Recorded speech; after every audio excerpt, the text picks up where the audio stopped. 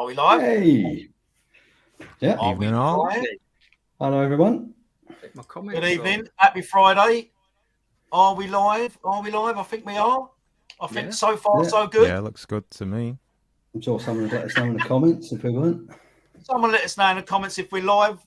I certainly haven't done this before, so we could just be talking amongst ourselves.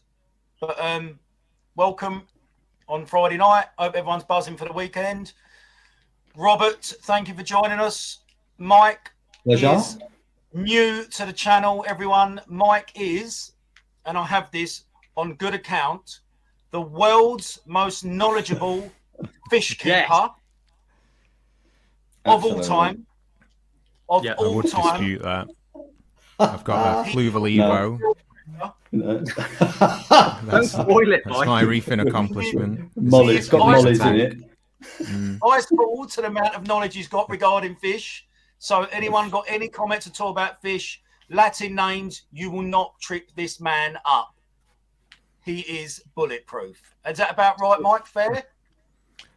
There was a time maybe where you couldn't catch me out with a Latin name of like a fish that was in the shop.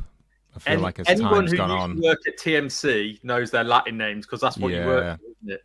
Yeah. So any ex-TMC employee, they're like, yeah, Zebrasoma flavescens. I don't see that many of them now. Yeah, exactly. Last but not least, Mr. Jeremy Gay. Thank you for joining us, mate. Just quickly, Mike, as this is your first time to the channel, could you just give the viewers a quick backstory of your CV in reef keeping, fish keeping, etc.? Yeah, no worries. So started in a maidenhead when I was about 21, 22, something like that. Just on the freshwater section, initially looking after the Malawi cichlids there. Quickly, obviously, just went over to marine. I think within the first year of being there, I had a little Red Sea. The first one, 130 litre, something like that. Forced my parents to let me have that in the living room at home. So I did 5 years there, 3 years TMC, then I did 3 years at the Abyss, couple of years out of the hobby after that. Just worked other things, warehouse job and stuff, and then the opportunity at Finest came up, and I've been there about 3.5 years, something like, well, since before it opened, basically. So yeah, that was April 2021 or 2020. Sorry, 2021. I think. Wasn't it? Yeah. So since Finest opened, basically, and I'm still there now. And all of that is the reason why you are the world's most knowledgeable fish man. Like it. Right. Before we jump, I absolutely do. Before we jump into everyone's week, I shall go into the comments. Say hello to everyone. Let's have a look. Who's first? Gaza. Good evening, mate. I hope you're enjoying your Friday. East Coast Reefer. Hi, Steve. Evening. Good evening to you, mate. I see you was doing a live stream the other night. Did anyone catch the East Coast Reefers live stream the other night? Yeah. Wednesday, was it? Tuesday? I will look at it over the weekend. Work's been mental for me this week, so I will catch up on that over the weekend. Nice to see more streams. Techers, good evening to you, mate. The Onion, here he is, got a night off. Got his feet up. Bet he's got beer on the go. I'm sure he's probably at least into double figures by now, if I know Thomas. John Boy, Noel Edmonds. How are you, mate? Let me scroll down. Bandit, the one-armed bandit, is in the house. Evening, Leroy. All right, Lee. Jamie Stacey, hi guys, first time. Hi, mate. Welcome, mate. Nice to see you. Evening. Nice to see you. Jamie. Has he? Yeah. You'll have to send some photos in, Jamie, when Tom's doing it, because I wouldn't know how to do that. Norfolk Reefer, good evening to you, mate. Liam, good evening, my friend. I hope you're well. Liam will be on the Sunday. Liam will be on the Sunday one. Is that Liam with the shark, is it? That is Liam with the shark, the Bruce's dad. Yes. So, Mike, you will remember that man. Yeah. As I scroll down, have we got any more? Bear with me, bear with me, bear with me. Yeah. Dave. Dave, just Dave. Good to see you, mate. Yeah, Dave, just Dave. Oh, we've got a celebrity in the house, look. The Wakefield Raver. Timothy, I hope you're well, mate. I haven't seen or spoke to you for a while.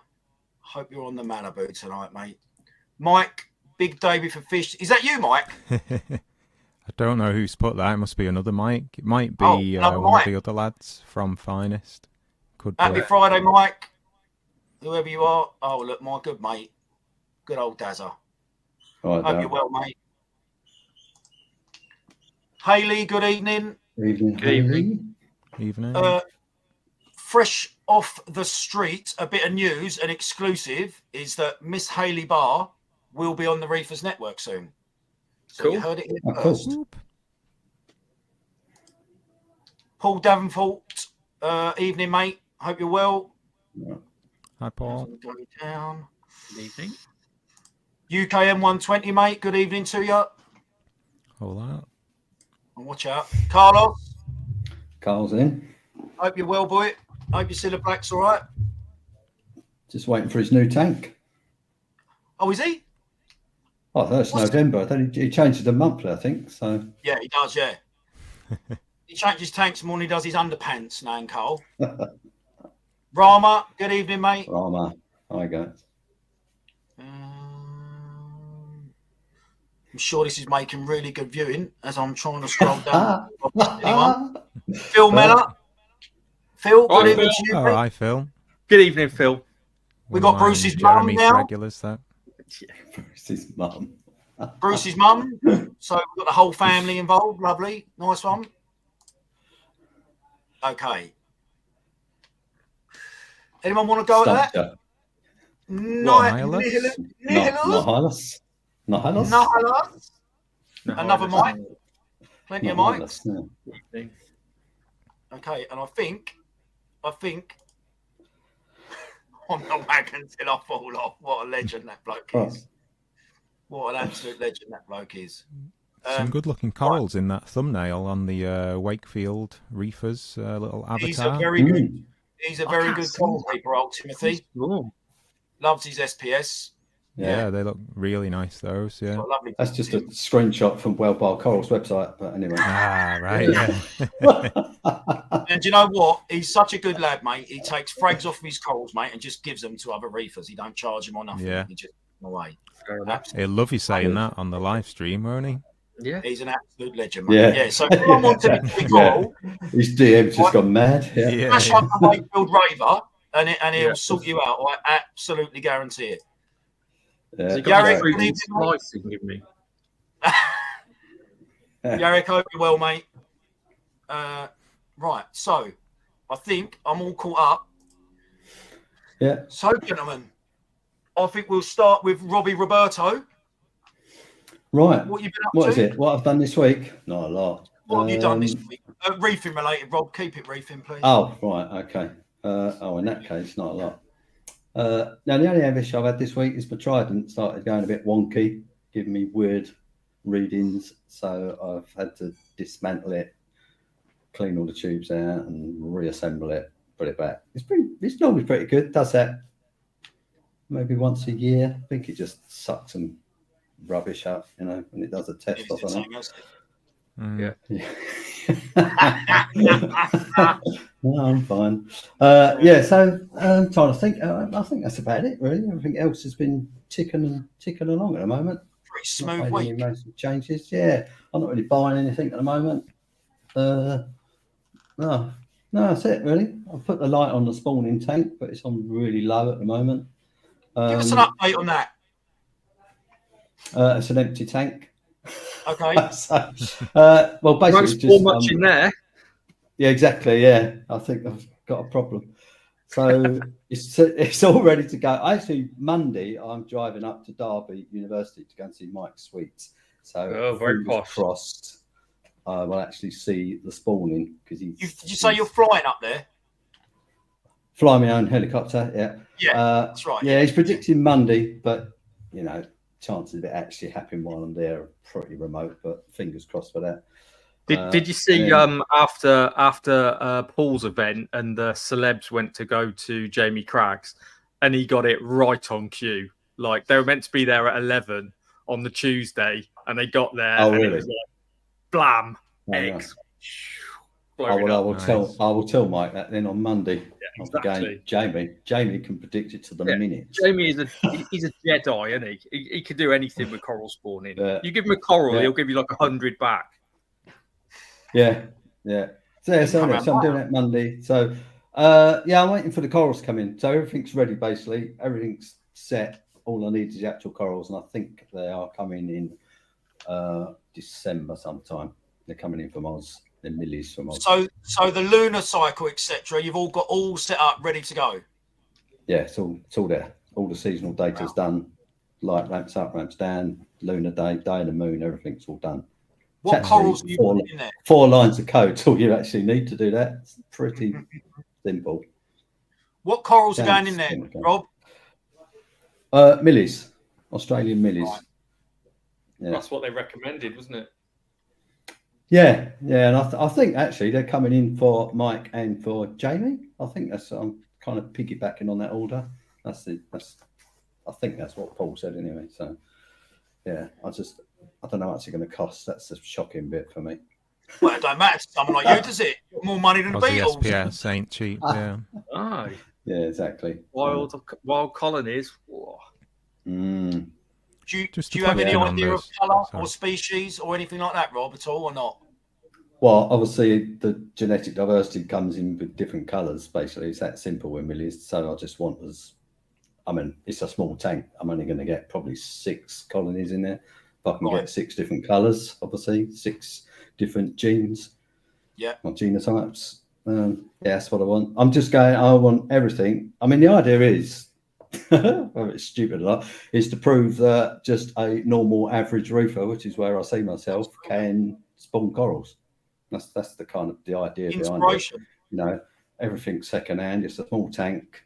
It's good. I reckon it's probably, I'm hoping, depends how much the corals are, but I'm hoping the whole thing's going to be around about $2,000. I know that's a lot of money for some people, but you know, for spawn corals. Did you have to go with wild ones? Bearing in mind, Jamie just reckons 3 years old. And could you not just pick up a big old acro out of somewhere? I probably could. I mean, I've got a big millie in my actual display tank, which is probably 8-9 inches. I might have been able to use that, but I just thought if I can just get. I mean, unfortunately, originally I thought if I could get him in earlier, like September sort of time, because they're spawning basically now, aren't they? Yeah, November. So yeah, that's what I was going to ask. I might have been lucky that I could. After Indo, isn't it? Does it have to be? Is it still only once a year, or can you falsify, the lighting and things and get them to go? I think Jamie said he's got some to do 2 years, hasn't he? But right. Yeah, he's got some from different countries to sync, hasn't he? I think there's some Singapore corals or something, and they're all going at the same time now. Pretty cool. Nice. Liam, I don't know. Liam wants to know if you've joined Jim and stuck another photo of Ron behind you for the live stream.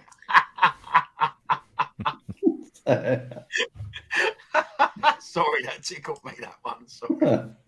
That's all right. Sorry, that tickled me. So that's my week, basically. Yeah, so not done a massive amount. Rob, sometimes it takes someone to break the mold, mate, to show, Jamie Cragg's is Jamie Cragg's. You know what I mean? It's the most stupid YouTube series ever made by anyone, really, isn't it? Because I've got to put the corals in November and then wait 12 months. It's the most unexciting YouTube series ever. Well, it should be an honest account, isn't it? Well, yeah. So I did put some bite fish in, so I'm hoping I might be able to breed them in the meantime. Wow. I'll tell you. I'll tell you a funny story. Right, I was working in a shop once, and this customer came in. And he bought a tank, and I told him what to do, and he went away. And he came back a year later, and he went, "Right, I've come back. You said wait a year, didn't you, before putting anything in?" I said, "No, mate." I said, "Wait a week." He waited a year. Oh, no. Yeah. Wow. 1 year. I was like, "It's a week." Yeah.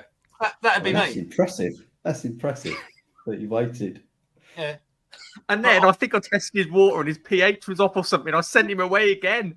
Yeah, you go. Yeah, no, you can't put anything in there. Yeah. Sorry, mate. You still can't have fish.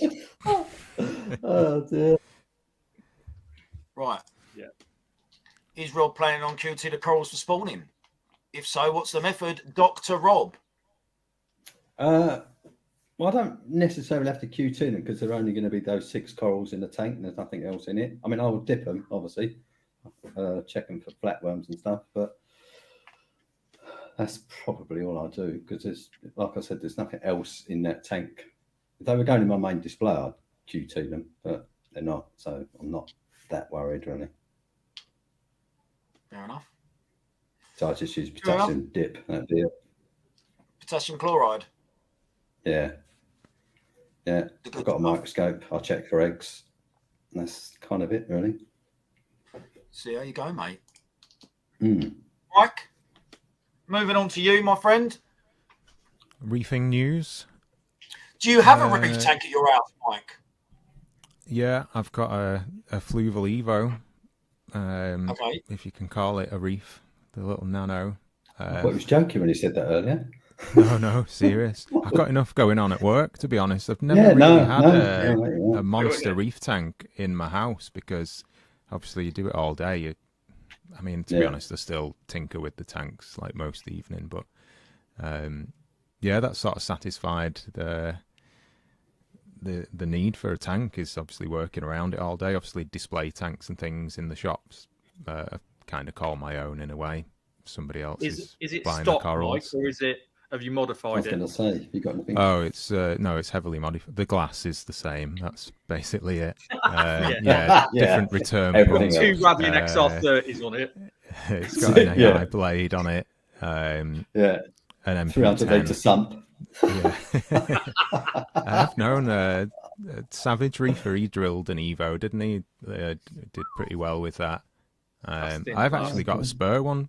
One of my mates has closed an Evo down. Just didn't want it, so I've got one. It's actually in my bath, waiting to get like rinsed out and cleaned up properly. So while that's dry, I've got the diamond bits. I might have a go at drilling that, put a sump on. But in terms of what I've done this week, very little with the tank. Just I do like 10 litre water changes. What's it just stocked with, Mike? Is it softy tank or LPS mostly? Yeah, I've got some. Couple of torches. I really like button scollies. So yeah, I'm always on the hunt for them. Whenever a wholesaler drops a set of pictures or go into TMC, I'm always scouring through them for any unique ones. I've got 4 in that little tank at the minute. Have you got any of your corals at the shop because you can't keep them in your tank at home? I guess the Red Sea display is kind of my tank at the shop. There's a really nice dragon soul in there that I keep saying I'll take a head off and take it home just in case anything happens. I've got a copy of it, but I know quite a few customers who've got it, mates and things like that who have sold a head to. So yeah, I'll always be able to get some back if that goes. But that's one that I really cherish. Jake Green, when he was manager of Finest, when we first opened, somebody who he knew brought it in. It is. I know there's dragon souls everywhere, but there's just something about this one. It's a particularly nice dragon soul. Is it really dark, Mike? Yes, there's a real sort of deep purple centre. Well, I might. Then fades to gold. Have it to show because I've got a video of Finest. Yeah, it'll be I on want there, to show it quickly for everyone who might be unaware, who might never been there, who might not know it exists. Is your dragon soul on this video, Mike? We'll have a look. Let's have a look. I'm Mike. I head up the marine team here at Finest Aquatics, one of the UK's leading aquatic stores. We understand that not everybody is lucky enough to have a dedicated marine store in their area. let me introduce our innovative concept of bringing our award-winning store direct to the comfort of your home. So, whether it's the fancy gold torch, a rare specimen of fish, or just the top-up of clean-up fruit, then our virtual shopping experience might be just what you're looking for. Launching early October, we'll have dedicated time slots available with one of our team of experts. To book in with myself or one of the team, simply head to www.finestaquatics.co.uk/consultation today. And best of all, it's free.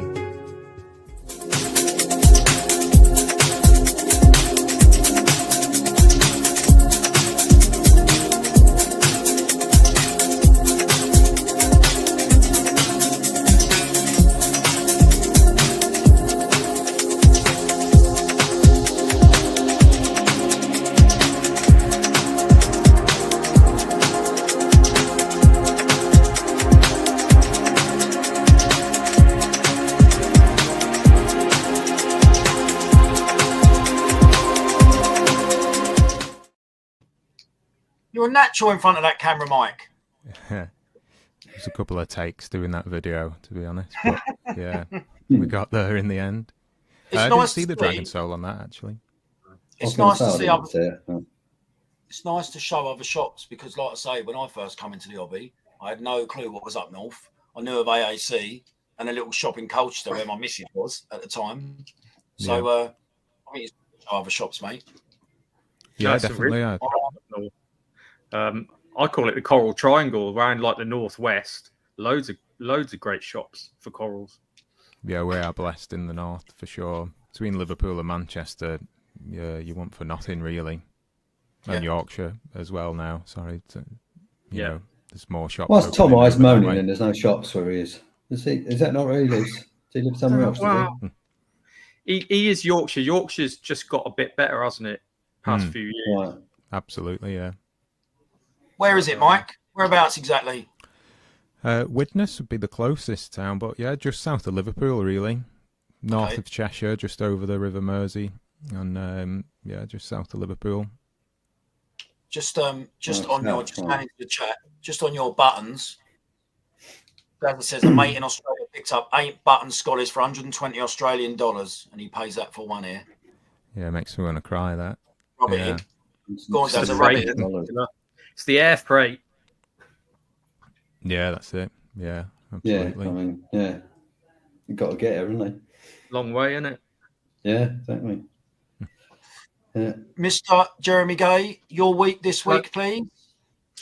Lots of news writing. I've set up my own website now called Reef Keeping News. So I leave Reef Builders at the end of the month.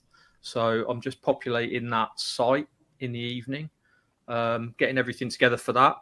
As far as my own tank goes, Red Sea Max Nano G2 XL, probably 6 months old now. It's doing all right. It's got the nano mat on it, so I've been playing around with that.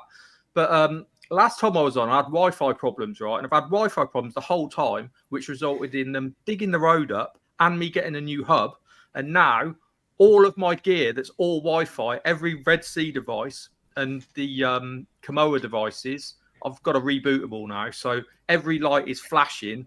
And I've got a tank that's just completely autonomous and I can't control any part of it. So I've been putting it off all week. I don't want to do it, but on Sunday or something like that, I'm just going to have to sit down and just hook up every single one again. So, yeah, that's my week. Jeremy, I've got a question. Go on. I've got a question.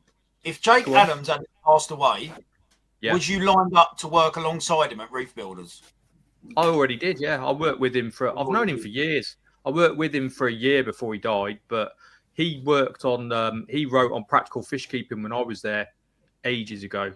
I used to bump into him at trade shows, so I knew him for probably nearly 20 years. Wow. So, yeah, I was already working on it. Wow. Yeah. Lucky man. Man, meeting someone like that. Just quickly jumping back to Mike. Mike, do you ship corals? We do, yeah. The website has some, but the stock changes quite quickly. So keeping your eye on the Facebook page. And we do, Taylor manages this mostly, to be honest. Shout out to him. you know, Yeah. get all the glory for finest, but he's a huge part of the shop. Yeah, so yeah, just keeping your eye on the social medias, Facebook, TikTok, that kind of stuff, for fresh shipments. I know it's 20. Not supposed to say prices really, but shipping's 24 quid. So it depends how much fuel it's going to cost you, doesn't it? You can drive up if you've got the time.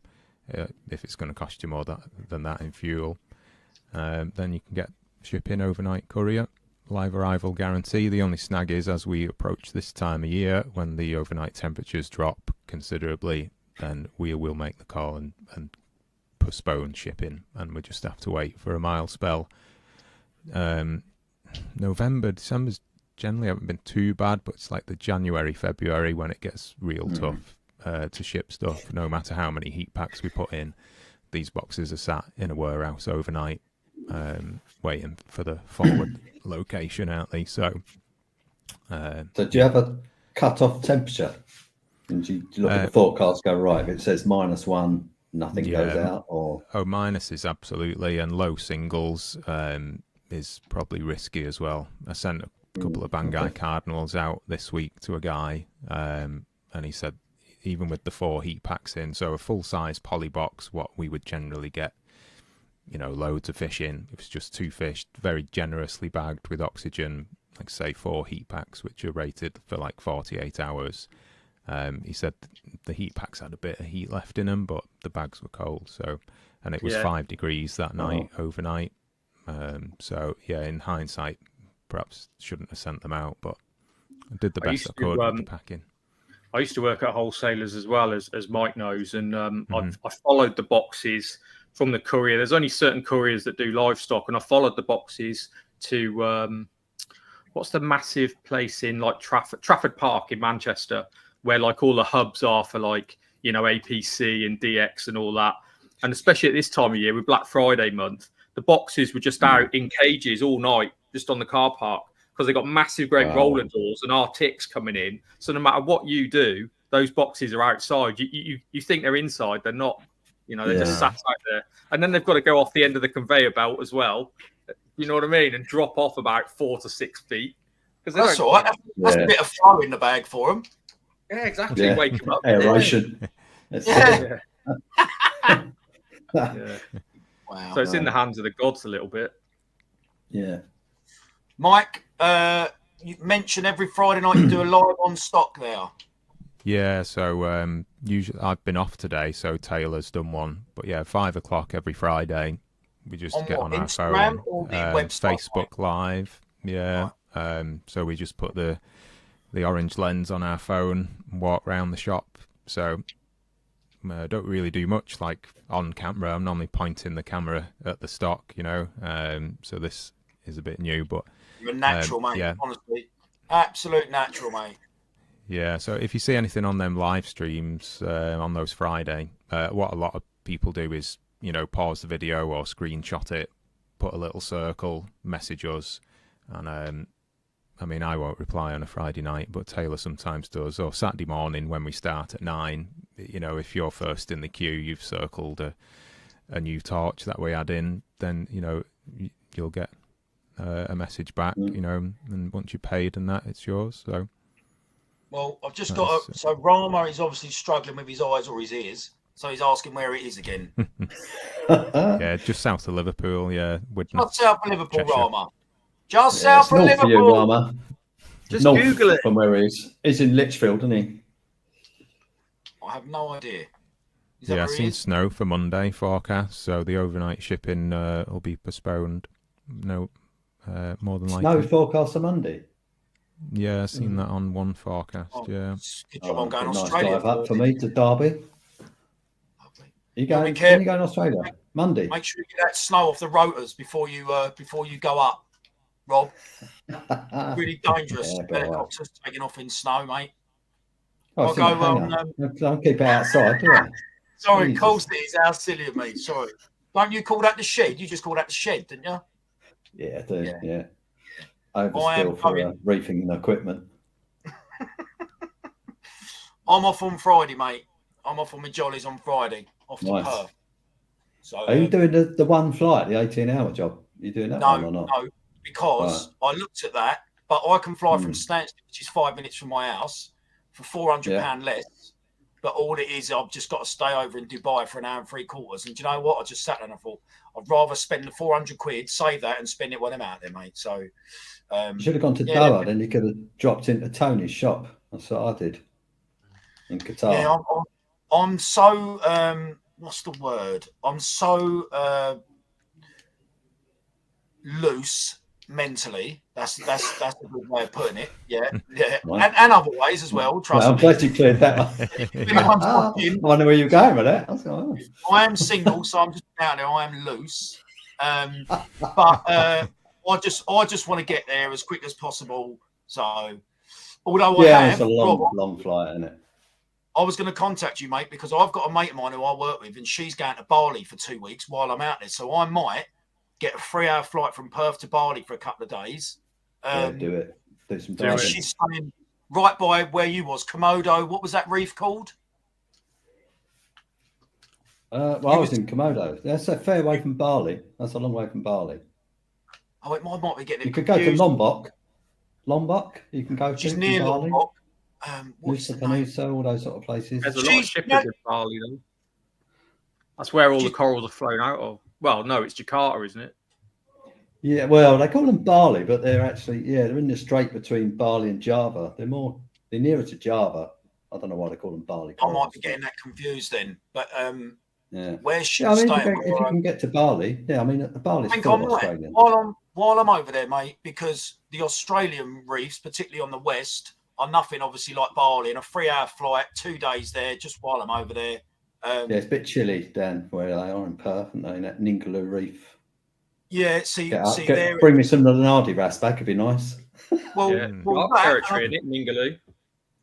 Also, speaking of Paul Hughes, there's a lot of the sea dragons are out there. Whether I'll be able to spot one or whatever, but so that would be interesting. They like it really. Quite chilly as well, don't they? Yeah. So, and if I can bump into a shark, I will be absolutely made up. Have you ever bumped into a shark, Rob? Other than I know you saw the reef sharks. You ever bumped into anything bigger than that when you're diving? Yeah, that's the bull shark, tiger shark. Yeah, I've seen a few anything showing interest or not? No, not really. Very rare to have any dodgy encounters. Yeah. Wow. No, they've all been good.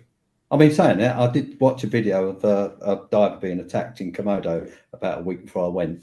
That's all nice, isn't it? It's an interesting video actually, because if you've got any idea of how a shark acts, you could look at that shark. I would look at that shark instantly and go, "I'm out of here," because that shark is not acting how most sharks act. It was taking a very unhealthy interest in the divers, and I was going, "That is very unusual behaviour." Might have had ADHD. You never know. Well, yeah, it had the hump, is what it had, because it's basically bit straight into the diver's leg. Wow. I mean, it might only be having a taste, but they do a lot of damage. Sorry? What shark was it? I'm not sure what it was, but it looked, it didn't look a big one. It's probably, it was only like 5-6 foot, but I mean, when it wraps around your calf, it's big enough to do some damage. It's normally bull sharks that cause the trouble. Yeah, it didn't look like. I mean, it looked like a grey tip reef shark, white tip. It didn't look anything special. The dangerous thing with the bull sharks, also, Jeremy, as I'm sure you're aware, is they can live in almost freshwater, can't they? Yeah, they go up the rivers, don't they? Yeah, they do. Yeah. Have you seen on? I think it's on YouTube or Facebook. There's a famous in Australia. There's a golf lake. There's a lake in a golf course, and it's got bull sharks in it, and they live there. It's a 16-acre lake. They got trapped there. I think I'll leave that golf ball. No, I was going to say, yeah. Full-size bull sharks in a lake. I'll just get another ball out of my bag. It's fine. It's fine. Yeah. I'll leave it. Just quickly, I haven't seen him say hello, but I've just seen him come across the Zoo Man. Absolute diamond. I hope you're well, mate. I hope you are well. Right. Just quickly, Jeremy. I'm going to get you to take us to the news, if you're all right with that, my friend. Yeah, cool. So, are you feeling newsy? I'm always feeling newsy. Reef keeping Full of news. news. That's me. Right, so That's the biggest news. Jeremy, how dare you forget that we have a certain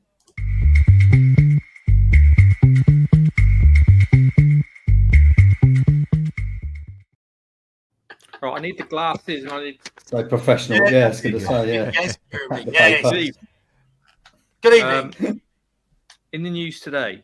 So we talked about this yesterday on Paul's chat, but I just want to update you. Obviously, did you see the thing about the world's biggest coral? Everyone must have seen that. World's biggest coral has been found, biggest coral colony. Well, I was writing about it today and I found out a few more stats on it. So I think I said the species last night. So it's Pavona clavus or clavus. So it's a Pavona, it's a cactus coral, also known as a shoulder blade coral. Massive, 34 meters by 32 meters, so 100 foot by 100 foot. Almost as big as Rob's shed. Wow. Massive. And I think it was 16 feet high. So what's that in meters? 5 meters high. But then I was doing my research on it, and massive Pavona colonies have been found before. This is the biggest one, but at least 4 have been found before. One in Samoa, one in Japan, one on the Great Barrier Reef, and they're all gigantic. They're all hundreds of years old, and they're all the same species. So that one is, there must be something about that Pavona that's hardy with regard to climate change, longevity. I think it lives slightly deeper and cooler. So everyone's like, it's probably surviving, in the cooler water a lot better, and it's not being trampled on. And, a lot of them, it's the first time they've discovered them, despite their size, 100 feet across. It's the first time they've been found. So that was quite interesting. What else? So we talked about the bandit angels, the De Jong angels. So they're coming in. They're already in at De Jong. Hopefully, I'm going to see them next week. So I'm going to the Vivarium show next week, which is a big reptile and aquatic consumer show in Holland. Haven't been to that one, but 12,000 people are going. So that's a big show. And nice, yeah. Paul's been They'll before. chip in a quid. We can buy one of those fish. Exactly. And hopefully they're going to be there. I think they are going to be there. De Jong's going to be there. So I'll definitely look out for those fish. But you just get, I just go there for inspirational displays and equipment as well. So, the likes of, New Wave, the big acrylic tanks, they were there last time. So you just get to see stuff like that and Royal Exclusive and stuff that you don't usually see. So I'm really looking forward to that side of it. My ears pricked up when you spoke about the tank bred bandit angels, mate. Not that I've got the money to spend on one, but my God, mate, that's one of my favourite fish. Well, we've got the world expert on fish. What does Mike think? Mike? Yeah, I've seen them on the De Jong on the story. Yeah, really cute, aren't they? Captive bred. Tell us about it, Mike. Holocaust actuators. Yeah. Yes. No, they're not Pomacantha, Mike. They're Apolomicti. Oh, Apolomicti. I can't believe I've got that wrong on here. Former champ. He's like a Mike Tyson. He's I told you I was losing it. Yeah. So yeah, they look amazing though, don't they, Mike? Yeah, amazing fish. Really. Have you ordered any, Mike? You got any coming in the store? No, it's tricky getting stuff over from De Jong. Yeah, you got to treat it as an import now, not like it used to. I saw some D&D offers coming up today, chaps. So I spoke about this last time. Black Friday. If anyone's shopping for equipment, then November is the month to do it. So D&D are doing, I think, 12% off tanks. Mike, is that right? Yeah, I heard that. Yeah, Adam. We go live on Kraken today and Charterhouse and Swell and a few others. So if you're in the market for a tank, November is the month to do it. Definitely. And I think others are going to follow. Red Sea will do their offer soon. I'm sure Ecotech will do something. So, yeah. All about Black Friday. I'm not sure what's embargoed with Ecotech. I don't think it'd be no... I'd be fine to say. I'm sure they usually do 10% off anything with a plug, I think. Yeah, I mean, we're only guessing, aren't we? I mean, if they don't, they don't. But we're assuming they will at some point. So there's plenty of shops that could be doing 10% off with a plug, to be fair. So moving on. Yeah. Tunzi have got some new gear out. So they've got the, the Osmolator 3. They've got an Osmolator 3 Nano now. So it's got that kind of made in Germany, completely redesigned sensor. It hasn't got the emergency sensor though, so it's only got one sensor. And they've got a really cool little wave maker coming out. I mean, Tunzi don't get enough credit because, you know, those who've been in the hobby a long time, they invented the propeller pump. Before Tunzi came along, we had to use MaxiJet power heads and Aquaclear power heads. So they invented the propeller wide outlet pump, and those early Tunzis were absolute. You know, you could power a speedboat with them; they were amazing. And everyone else has basically kind of bought into that technology and kind of ripped it off a little bit. So they've brought out a new wave pump, and it's doing virtually, I think it's 950 litres per hour per watt, so nearly 1,000 litres an hour per watt. I mean, think of that efficiency; it's unheard of. You know, so I always like to support them because they're, you know, made in Germany and family business and all that. And they invented the osmolator as well. So they invented the ATO like 30, 40 years ago. So, you know, imagine that, you know, with no top off device pre-Tunzi. You know what I mean? I mean, you're just there with a jug. So you got to welcome all that stuff. Yeah. So, yeah, that is the news in the last 24 hours since I said the news yesterday. That coral's slightly bigger than yesterday. Is that a day's growth? It's so one day fast, pressure. I'll tell you. Yeah, We're one day pressure. Listen, and I'll give them that particular species is available in the trade as well. So it's just a cactus coral. Yeah, I think I've got one. There you go. I'll Do you give think them I that. could fit in my Evo? Say that again, Mike. Think I could fit one in my little Fluval Evo? How long before it grows out the top? You got a spare? Yeah. You got a spare? Your little Evo, mate, would look like a flatworm on it. Yeah. A couple of hilarious comments about me going to Australia. Yes, there is a chance I will get lost. 1,000,000%. Walkabout. Yeah, have a little walkabout. How long are you going for anyway? I'm going for 3 weeks, more or less. So I saved up. It's such a shame that you're on the wrong side as well, because you know where the Great Barrier Reef is. I know. You know, there's so many businesses there. There's like Sustainable, there's Salty Pets, there's Monsoon, Cairns Marine, Ultra Corals Australia. They're all on that one side. All on the east coast, aren't they? I did say to my cousin. I did say to my cousin, "Can you move? Have you got this?" Knowing I would be coming over and I would be obviously getting into the reef hobby, and the Great Barrier Reef is on the other side. But apparently there was nothing he could do about it. He moved there, met a woman. About another 8-hour flight or something, is it, to get across? Yeah, great, isn't it? It's something that is short distance. I thought about a fly over there and all the rest of it, and I just thought, you know what? There's a lot of faffing about. Work is mental. I just want to chill out and relax, mate. Do you know what I mean? So yeah. I mean, I would advise, if you can, to hop on a plane 3-4 hours to go up to Bali. You have a nice, I think I will do that, mate. 250 quid, 3 hours. You can leave at like 5 a.m. from Perth. Get there, you know. It's just another reef to go snorkeling or scuba diving on. Do you know what I mean? So, you know, it's a nice dive.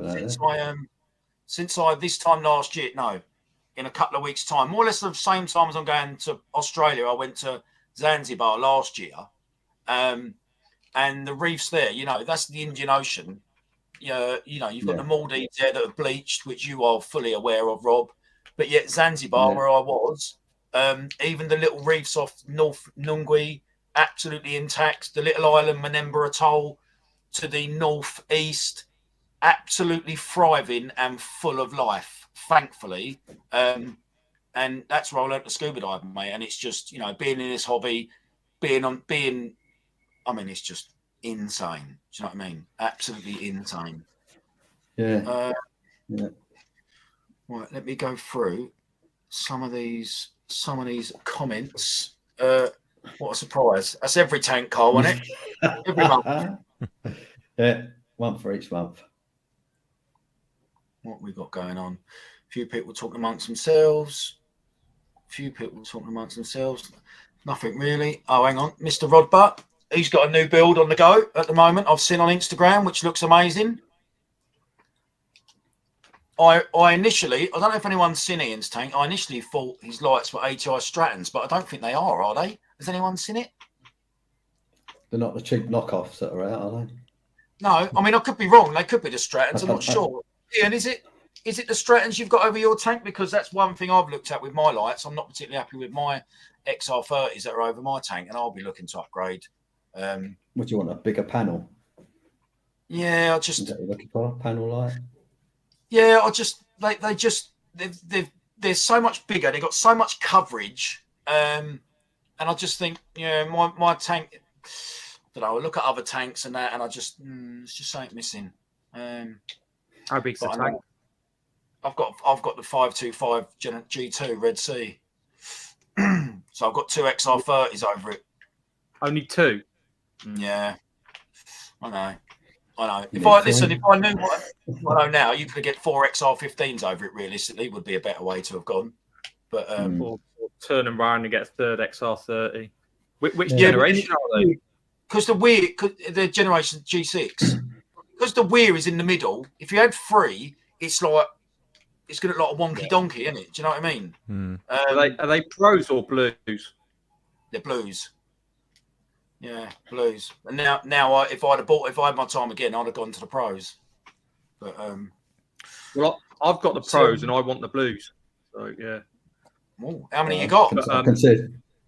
Mine are only XR15s, but have you put the new lenses on? The new lenses transform the G6. The G6 has got the Pro, when you put it on AB Plus, has got terrible par.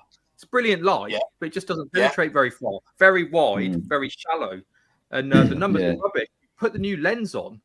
It's a ridiculous upgrade, and it's like 20 quid. It's like a whole new light. Well, I have the lenses, right? But I was informed that they narrow the light so much that you might possibly have, a lot of shadowing in the tank. Maybe I should just give it a go.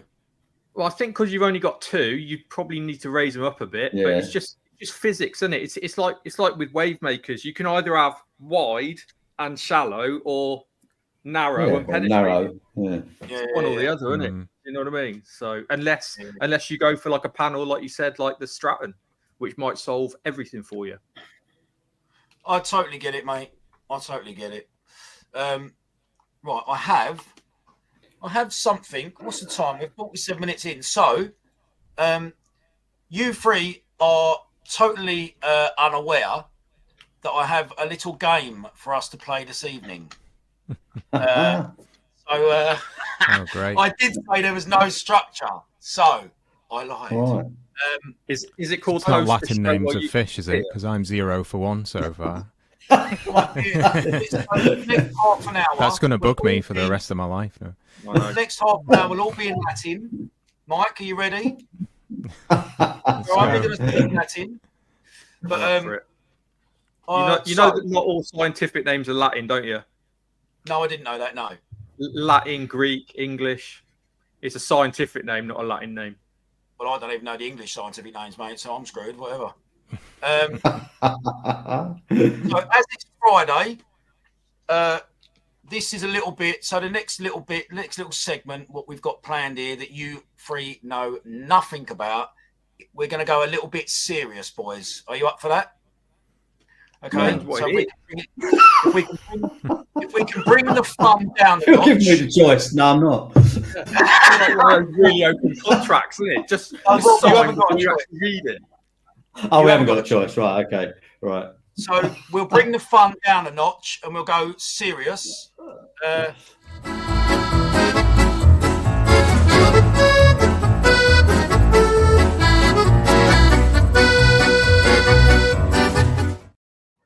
What is that? So, as you can see, I would rather eat my own teeth than. Okay. So we'll go around the room. Mike, we'll start with you. You have to read out the statement and then follow it with your answer. Are you ready, sir? Yeah, I've got something in mind, yeah. By the way, these news. are all keep it to reefing. Thank you. I had something, but now that's it's got U's on the end. I'm not sure. I was going to say I'd rather eat my own teeth than run a fish-only tank. So that's like my biggest Really? hate. Yeah, You're just you're the fish expert. You're the fish and, man. well, in husbandry, yeah, but you know, and working at the shop and stuff. But I could not have a fish only at home. I would get so bored with it. I love the bigger fish, groupers and eels. They're great characters, but once I'd bought like, you know, half a dozen fish for a big tank, I would lose interest and just not look at it. I mean, even things like, what about like butterfly fish or something? I've always thought, you know, I'd do like a butterfly fish collection or something. You can have my one, Oh, you're coral balls. mate. Welcome to him. yeah. Ask Mike. Ask Mike his opinion on a Mitratus. Michael. In a reef. It's going to eat your corals. Yeah. Yeah, for sure. Yeah. Absolutely. Everyone knows. Everyone knows it's going to eat your corals. The reef safe with caution. I gave it a go, Yeah. and it's bit him in the arse. Sadly. Yeah, I wouldn't trust him. Not a chance. Yeah. Mike, you would rather eat your own teeth than use. Sorry, I'm not accepting a fish-only system. Oh, he's harsh, isn't he? Hard Yeah, line on I'm this. harsh. He is. I'm I mean, brutal. you know, I'm supposed to be diplomatic, aren't I, with, you know, No. different products. No, we don't do that on here.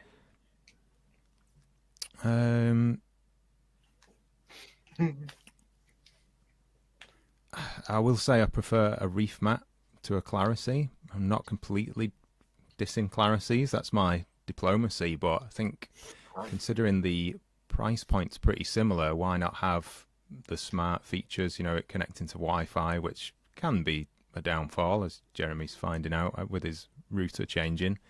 But yeah, you just get so much more info when the mat's going to run out, when you need to change your roll, how long's left, you know, you're looking at your phone. It's like I do tank maintenance after hours for some of the customers.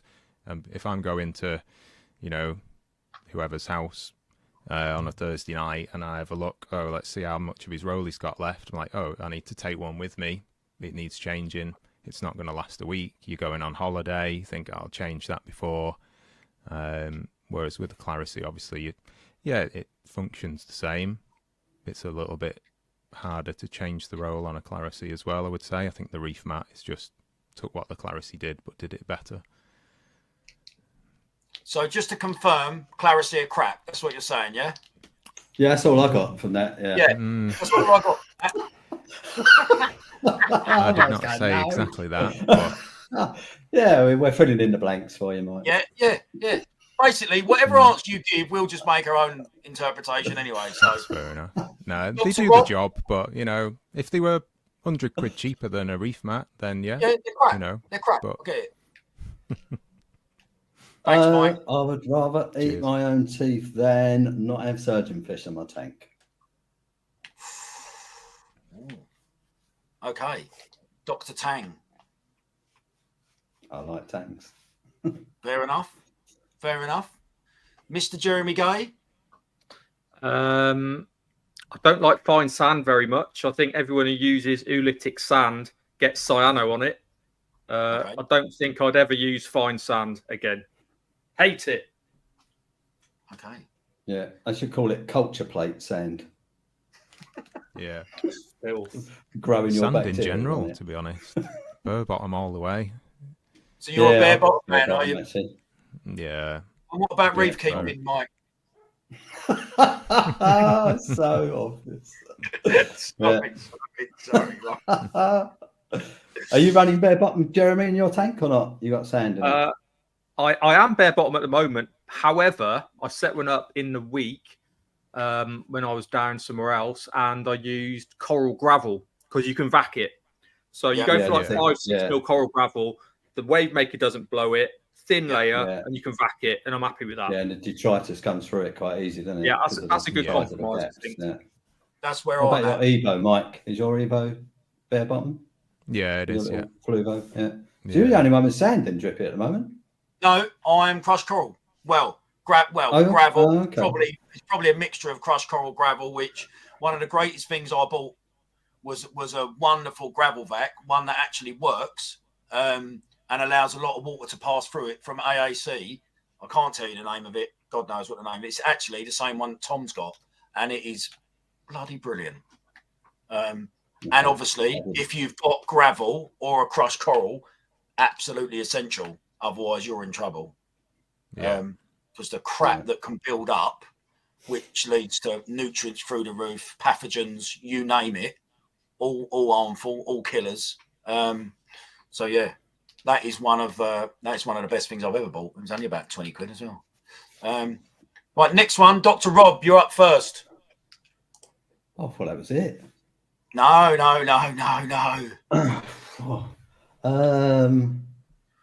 Come on, read the sentence, please. More than buy. I would rather eat my own teeth than buy.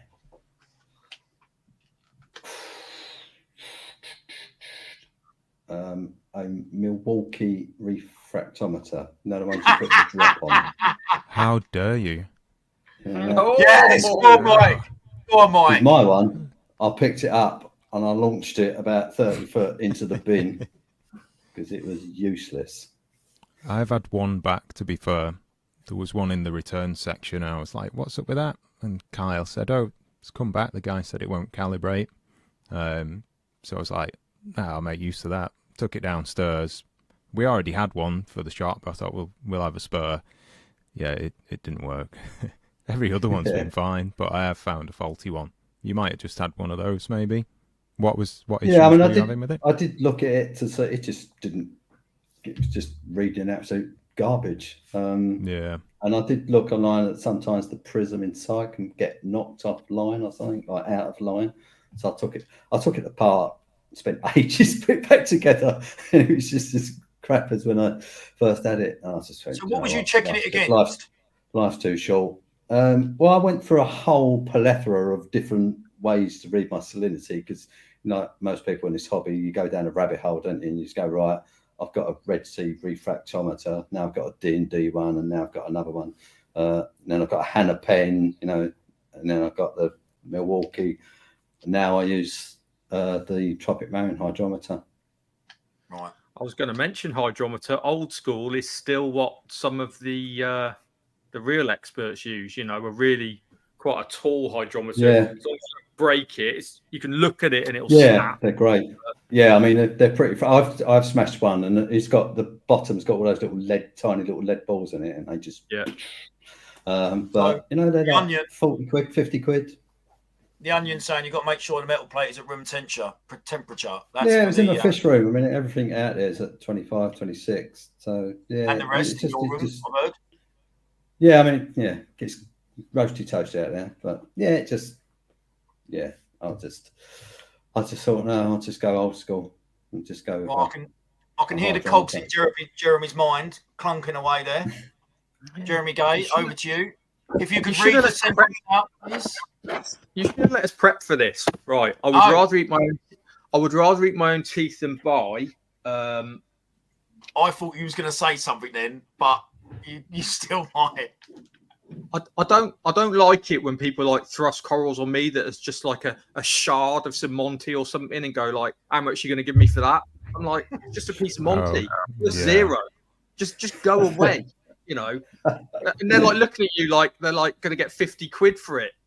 So that's more of a trade answer. But if I'm in a shop and someone just thrusts corals at me that I don't want or need, I hate it.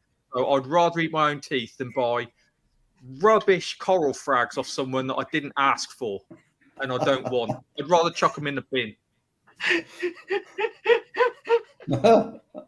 He's got quite strong feelings on that. I've lived that problem. Yeah. Michael deal with the same people. There was this one guy, he bought a load of Kenya tree in, right? And I said, don't bring me any more. I'm telling you now, please don't bring me any more. He bought more in, a massive carrier bag of it. And he came up to me and I didn't say good morning, sir, how are you? I said, I told you not to bring in that Kenya tree and you've done it again. And he sheepishly left the carrier bag of Kenya tree on the floor of the shop and just went. Oh, bless him. You buffed it straight into the biffa bin. No, he sold it for 20 quid a frag, probably. Is the right answer. No, I didn't. Yeah. But what he said to me as well, he said, what I want to do, I want to trade in all my brown corals with you, my Kenya tree, and swap them for something really colourful. Lovely. Yeah, can I swap this for a Holy Grail, please? Yeah, you're like, of course you do. Yeah, here's your Bugatti Chalice. Off you go. That's it, yeah. Thank you very much. Yeah. Mike,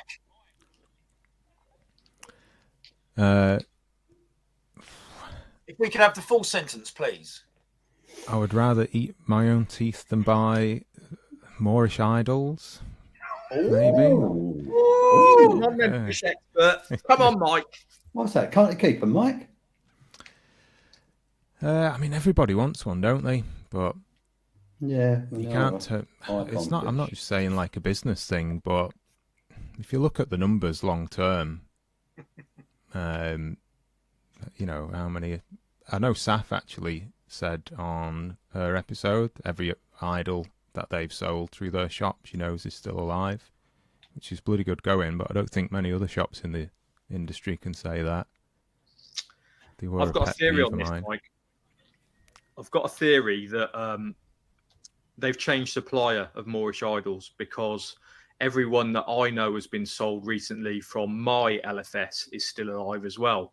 But I'll tell you why and how they're still alive. They all eat corals. Fact. Yeah. I spoke to Paul Hughes about it on the phone a while ago, and he was saying nari or mastic. Well, he specifically said nari is key for them. I think people put them in busy tanks as well. It's, you know, it's like the copper band all over again. Oh, I'm not going to put one in my new tank because it's not mature. It's not, you know, I want to wait till the water's right, but they can't wait to buy tanks. So, you know, what chance does it have going in a fully stocked tank with aggressive? I feel like fish? Mike's just quoted what I did with mine. Yeah. Exactly. Oh, you waited till the end and then? I did it exactly the wrong way. Yeah, I had 17 tangs in the tank, and then I mean, to be fair, I didn't have the intention of putting a copper band in there originally when I did my fish list, but then obviously, for what the reason most people put them in there, Aptasia got in. But I mean, touch wood, he's gone in, been in there a year, perfect. I mean, they are quite. If you get a good one, they are a pretty feisty fish. I mean, he's up there feeding in the water column with the tangs. I think, you know, if you're lucky enough to get a good one. Yeah, there's sort of, if somebody wants one and we've got half a dozen in the shop and I walk around with the feeding bottle with like mysis in or whatever it is, if it's not at the front of the glass before I've put the food in, it ain't going to leave the shop, basically, because if it's not begging for food... I've got a question for you, Mike, with copper bands. Can you sex them? Jeremy probably might know more than me on that, but not as far as I know. You have to flip it and vent sex it, maybe, but I doubt there's a lot of difference. You don't agree with the shape of the rostrum because people say that the male's got a little bump and a female. I mean, I looked. My local FS gets sort of batches of 30 in, and I spent 6 months, and he was trying to pair them up because originally I was going to try and breed a pair. I couldn't get a pair basically. But he was saying that he thought he could sex them. I've had a couple of people say they can. And if you read the paper, Jeremy, that the university that bred them 2 or 3 years ago, they said that they could. I thought they've been tank bred. It was I think Matt Whittenrich did it years ago. Yeah, I don't know why it seems to have gone off the boil, I guess. But they said that the hardest thing is finding a pair because even if you get a male and a female, apparently, because they're monogamous. So they pair for life, apparently. Right. So they're quite fussy. So even if you just get a male and a female, they might go, well, I don't like her. Yeah. Did you say your local shop gets 30 in at a time? Yeah. Big numbers. Yeah. Well, that's the time to let them choose their own pair, I guess. You know. Well, that's what we've tried. He got 2 lots in, and I was going to him, can you just pair them all up in various tanks, and we'll see. And we tried 2 batches, and none of it worked out. So it seemed to be I'd be inclined to put them all together for as long as you can and see if 2 kind of bit like angelfish in freshwater. Yeah. 2 just kind of move into the corner and, you know, do it that way because they know they can tell stuff we can't tell. But I don't know. That's just pure guesswork. But no, I'll learn from that. I'll look for the notch. Yeah. Okay. Yeah. I was going to say I'm a male and I've got a little bump, so there might be something in that. 4 males here. Yeah. Might be something in that. Just quickly, I thought this man might have something to say. So Liam had a Moorish idol for 7 months. before it started the odd nip here and there. It's now in a mature reef system with loads of sponge to graze on all day and doesn't touch any corals. Very nice. Yeah. Good. And I've got to show this just for a laugh on a Friday night. Good old Dazza. Rather eat his own Oh, love it. to which I am sure I saw there'd be a response to that. Bruce's mum will be Bruce's very mum. upset indeed. Yes, absolutely. Right, so we've got another comment here quickly. Yes, Rob, I got a copper band and it's an absolute stunner. Eats frozen like a pig. Got it from a tank breakdown after no luck from my LFS. I must say, Rob, your tank is full of. I always thought don't put a copper band in with aggressive eaters. Do you know what I mean? Your tank, obviously, you've got a lot of tangs. Tom's got a lot of big fish. Clive does absolutely fine. Do you know what I mean? But yeah, I attempted one a couple of months ago, and at the time I had a huge fox face. I had a tank bred majestic angel, and they weren't having him one bit. Not one bit. I think generally you're going to be unlucky in that scenario. I think if you looked at the stats, probably most of the time that would foul. Would be my take on it. You know. What size I think is your more- tank, Rob? Sorry, Mike. Sorry, Sorry, man. 120 What size foot. is your... Yeah. my tank is 4 meters by a Right. meter by 70 centimeters, so it's about 3,000 liters. Is it think some mature? Like rules. really mature? More mature than Rob. Seen it. Yeah. 'Cause I'm very immature. It's about 4 years, just into its 4th year. So yeah, it's getting it. Are you done with fish now, Rob? Yeah. I mean, I say yes. Sometimes I succumb, so to speak. Certain fish I would like another Lenardi wrasse, just because I think having a pair would be amazing if you could get a super male or something. But they don't come up very often, and then I'd sit down and like seriously think about whether I want to add another fish and upset the balance of the tank that's in there. I think one of the hardest things in this hobby is just knowing when to stop, when to go. That's good. Yeah. Everything's working. Just let it be. We've had an official reply. Oh dear. It's blocking. Oh dear, Dazza, you're in trouble, mate. Toys are right out the pram on that one. Yeah. Good evening to Al, Big Al. Haven't seen or spoken to you for a while, mate. Hope you're well. Right. Is there more? Is there? Yeah, evening. Is the game over, or have we got more? Well, would you like more, Rob? It's going to go on forever, isn't it?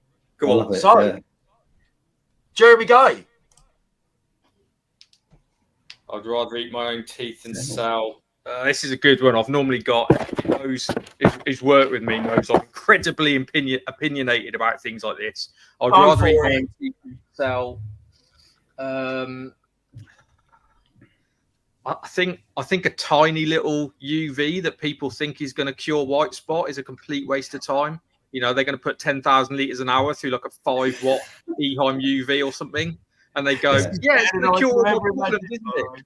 Yeah. And you're like, "Yeah, no, it's not." So yeah, Tiny massively UV gone. Yeah, if you're going to use a UV, just put like 110 watts on it. Don't mess about and get the flow really, really slow. It's got to sterilise. Yeah, it's a good analogy, and Mike will know this because Abyss told me. So Mark from the Abyss is a UV king, right? And he said the analogy, and it's true.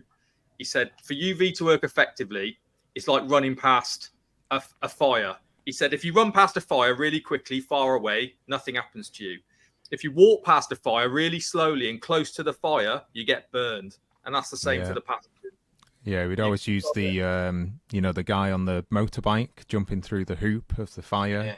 The amount of times I heard him say that in the shop. Yeah, you've got to have the tight void space, slow flow, good mechanical as well, because crap will get in the way and stop the parasites from being zapped. You've got to get it close to the bulb and have a slow pass. And so here's a question coming off the back of that. Although I want you to keep going, Jeremy, because your passion absolutely makes me want to crack up laughing. Love it. UV, teed or separate pump? I've got a separate pump. I asked TMC about this. TMC said whole system volume through the UV, not teed, because with a bypass, you're always going to miss. However, then you've got the conundrum about speed. So, you know, TMC are in a nice situation in that they can have a 12 times 55 watt unit, which will take 10,000 litres an hour and sterilise it really well. Whereas us at home, we're typically 4,000 litre an hour return pumps with a 25 watt UV. It's too fast. So I'd go separate loop. I'd put it on its own separate. I'd manifold it, or I'd use a little power head, and I'd just have it picking up like that, I think. Yeah, Mike, that's what for you? I generally tell people to do on the UV. Just have a little pump, a DC one, ideally, so you can dial it in, and you know, dropping into the return pump, picking up obviously after your mechanical somewhere. The next chamber, basically near your skimmer or whatever. And you can time it as well. So TMC does kill rate diagram. And if you want to get white spot, it's really hard, right? So the easiest stuff to kill is like viruses and bacteria because it's small. The hardest stuff to kill are like big parasites. White spot's not massive, but it's big compared to bacteria. And I think the kill rate on a 55 watt UV bulb is only about 135 litres per hour.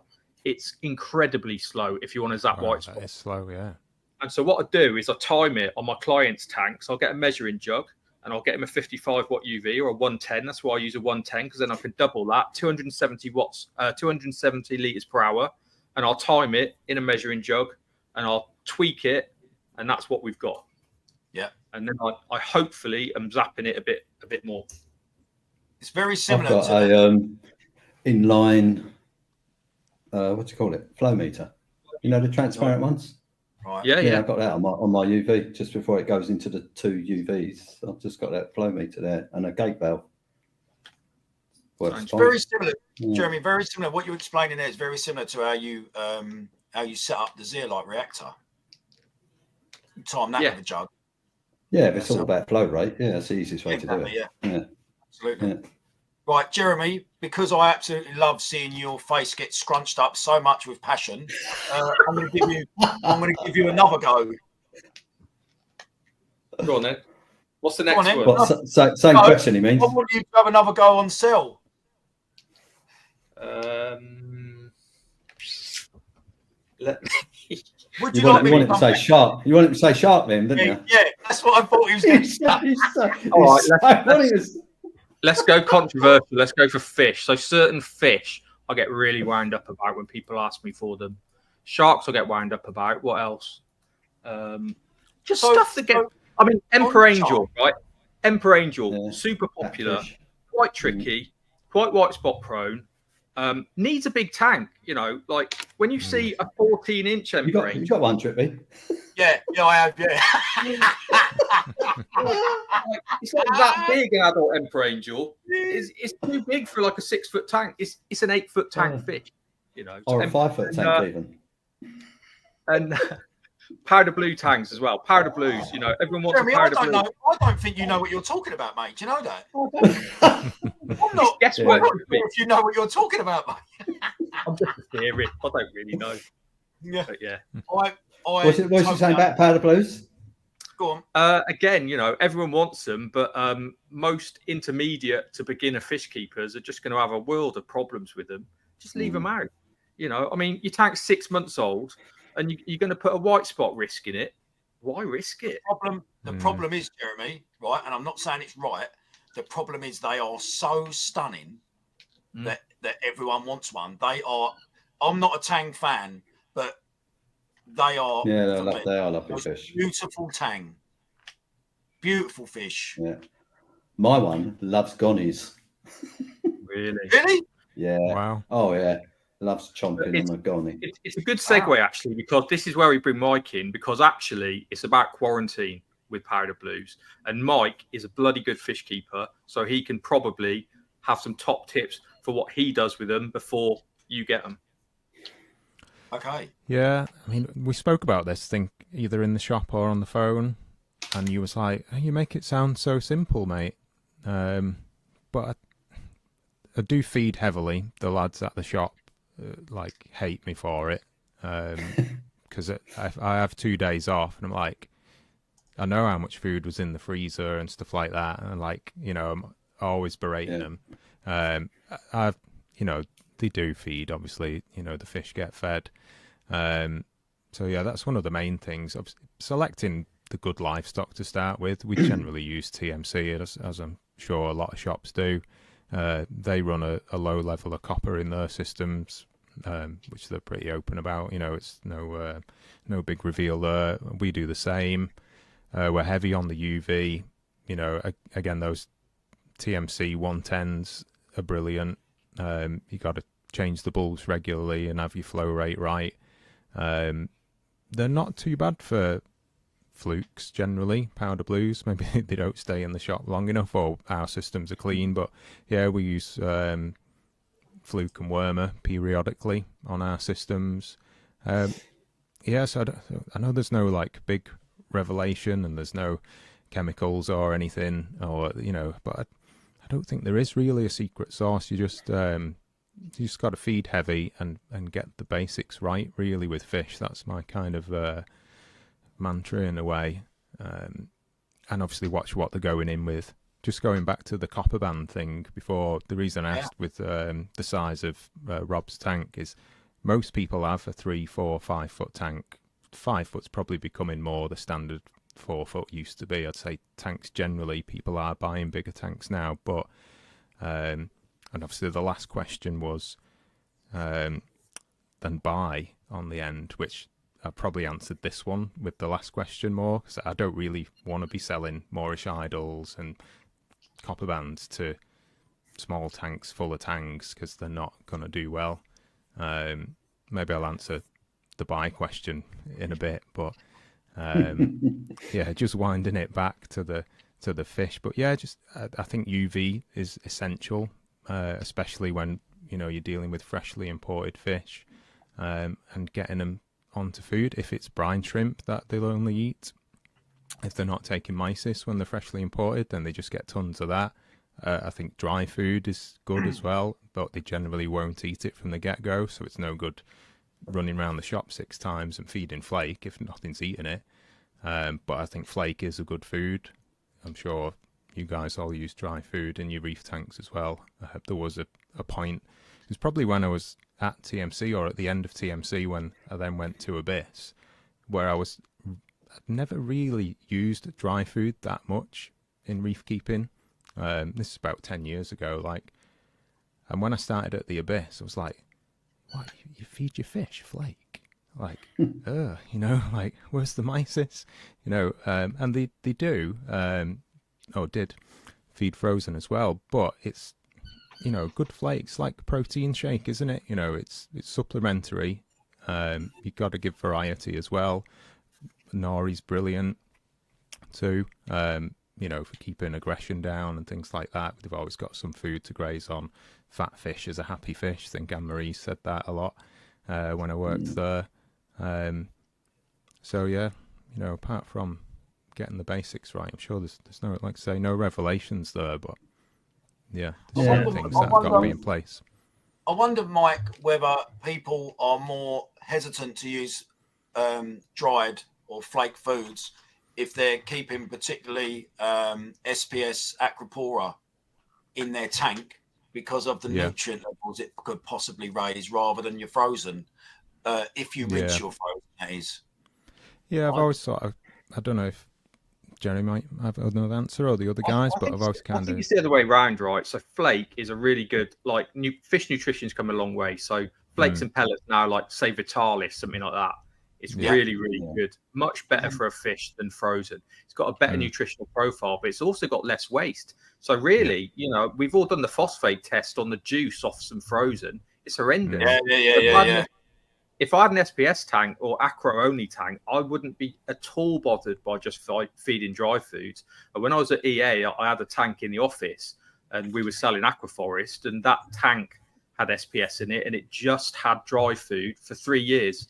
The fish were brilliant. The corals were brilliant. There was no frozen because I was in an office, and they just got fed like dry pellets.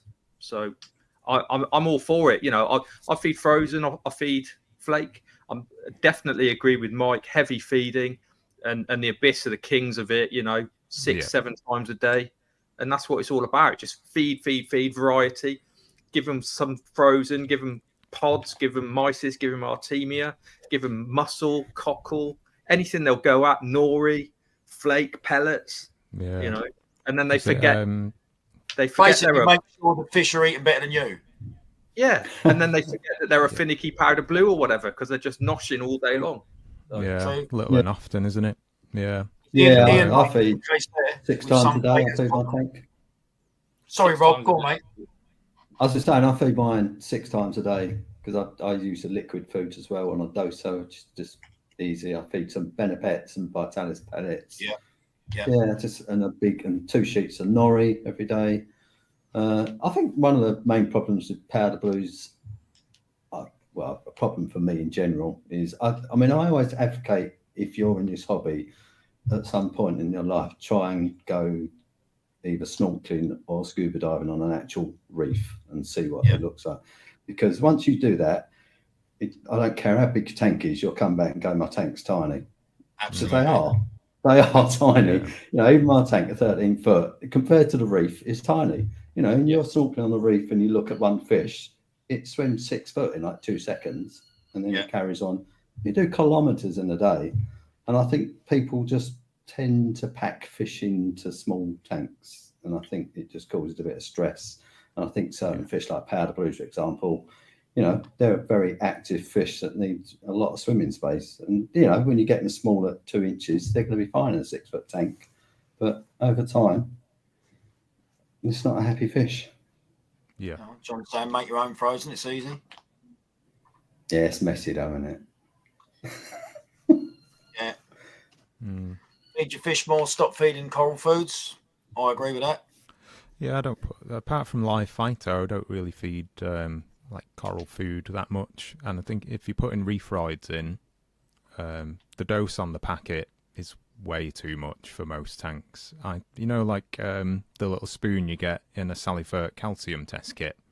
That's about the amount of reef rides that should be going in realistically. Like, unless you've got really low phosphate. I seen her on Saf's video from the Yorkshire Reefs when she was on, and she had she was shaking the reef rides into the jug with some phyto, and I was like, wow. But I mean, she knows what she's doing, absolutely. But I wouldn't Mike, be putting that in mine. What food do you use at Finest for the fish? Ocean Nutrition frozen, mysis, and we feed RS mysis as well. It's a bit bigger. It doesn't go through the squeezy bottle quite as easy. So feed that with tongs, just little tweezers, just going around. Rinse it with RO as well. Obviously, our fish tanks are fish only, so nutrients isn't too much of a worry. We've hacked the gravel and whatnot, but if nitrates get up, it's not like it's a reef tank. It's easy to do big water changes and things like that if we need to. They've got big skimmers on and stuff. Brine, mysis, those Ocean Nutrition marine fish eggs are pretty good for the smaller fish. Antheus, chromis, that kind of stuff. They're really good. Make a bit of a mix, really. That red plankton as well. Don't know what the actual little cubes. It's like a gammarus kind of little shrimp. For little wrasse, things like that. So while we're on this subject, Mike, I've got a question from the Onion. Flake. Question from Fishman Jesus. I'm guessing he's talking to you, Mike. Do you apply any of your fish knowledge from the trade to your hobby as a fisherman? And a huge thanks for coming on and supporting us. Absolutely. It's an honour to be on. You can address him as Onion, Mr. Chips, Slaphead, whatever you like, Mike. Who is it? Why did you call him Onion when he's Tom? Yeah, where did the onion? Because he's got a head like an onion. Quite literally. It's Tom. It's Tom, isn't it? Yeah, that's Tom, Jerry. Tom the Bomb. Tom, Brooke. Mr. Reef Network, Tom. Yeah, Tom Brooke, Tom Brooke. Brooks. That's his mature logo for a 44-year-old man. I want one of these things. You get offered them all the time, don't you? I want one of these like graphic logo things. You need the Just face make 'em, of when Jeremy. you're really passionate, Jeremy. You need that face on there. Yeah, Chat like you just GPT bought him a can bag do of it fine. Kenya tree to swap for a holy grail. That's That it. face. Sorry, Mike. Listen, he will kill me if you don't answer his little question. Yeah. I don't think there's not a lot of comparison really. Maybe if I was like a koi specialist, because I'm after big carp generally as a fisherman. Obviously, it's quite different to the little reef fish. I've thought about some of Baiting the the hook fish with Moorish foods. idols then. Yeah, I've used like garlic in the bait when I've been fishing.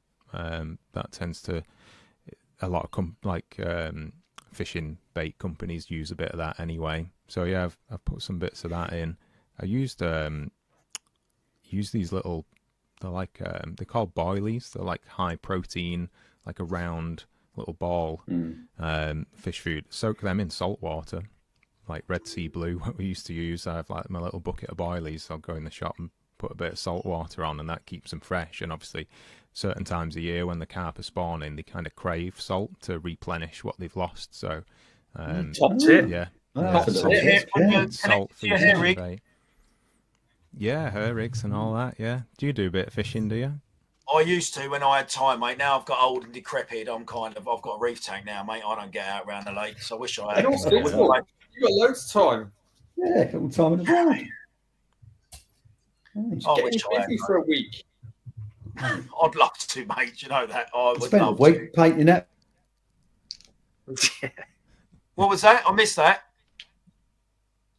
Is it I me think or it's is it frozen frozen? a little bit? Oh, Yeah. Rob, his helicopter. Someone must have just stolen his helicopter and flown it over the house. Just quickly. Who's looking after your tank, Drippy, while you're away for 3 weeks? So, my old girl, believe it or not, Yeah. my old girl, she did it when I was in Zanzibar, mate. Dose, I don't know if you boys, so you boys have been around a lot longer than me in this hobby, right? So you remember that I won't go as far as the scaremongering, but the people were intimidated by Zeovit because all I was, you got to dose this on one day, a little bit of that the next day, that with your left hand on a Thursday, that with your right foot on a Friday, blah, blah, blah, blah, blah, blah, blah.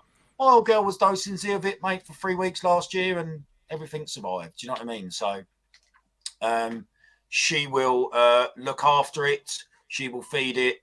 And do you know what, mate? If anything kicks the bucket while I'm away, it's no one's fault. Do you know what I mean? It is what it is. You can't stop yourself going on holiday or anything like that because you've got a reef tank. I understand there's a lot of money invested in it. I'm by far from the world's greatest reef keeper.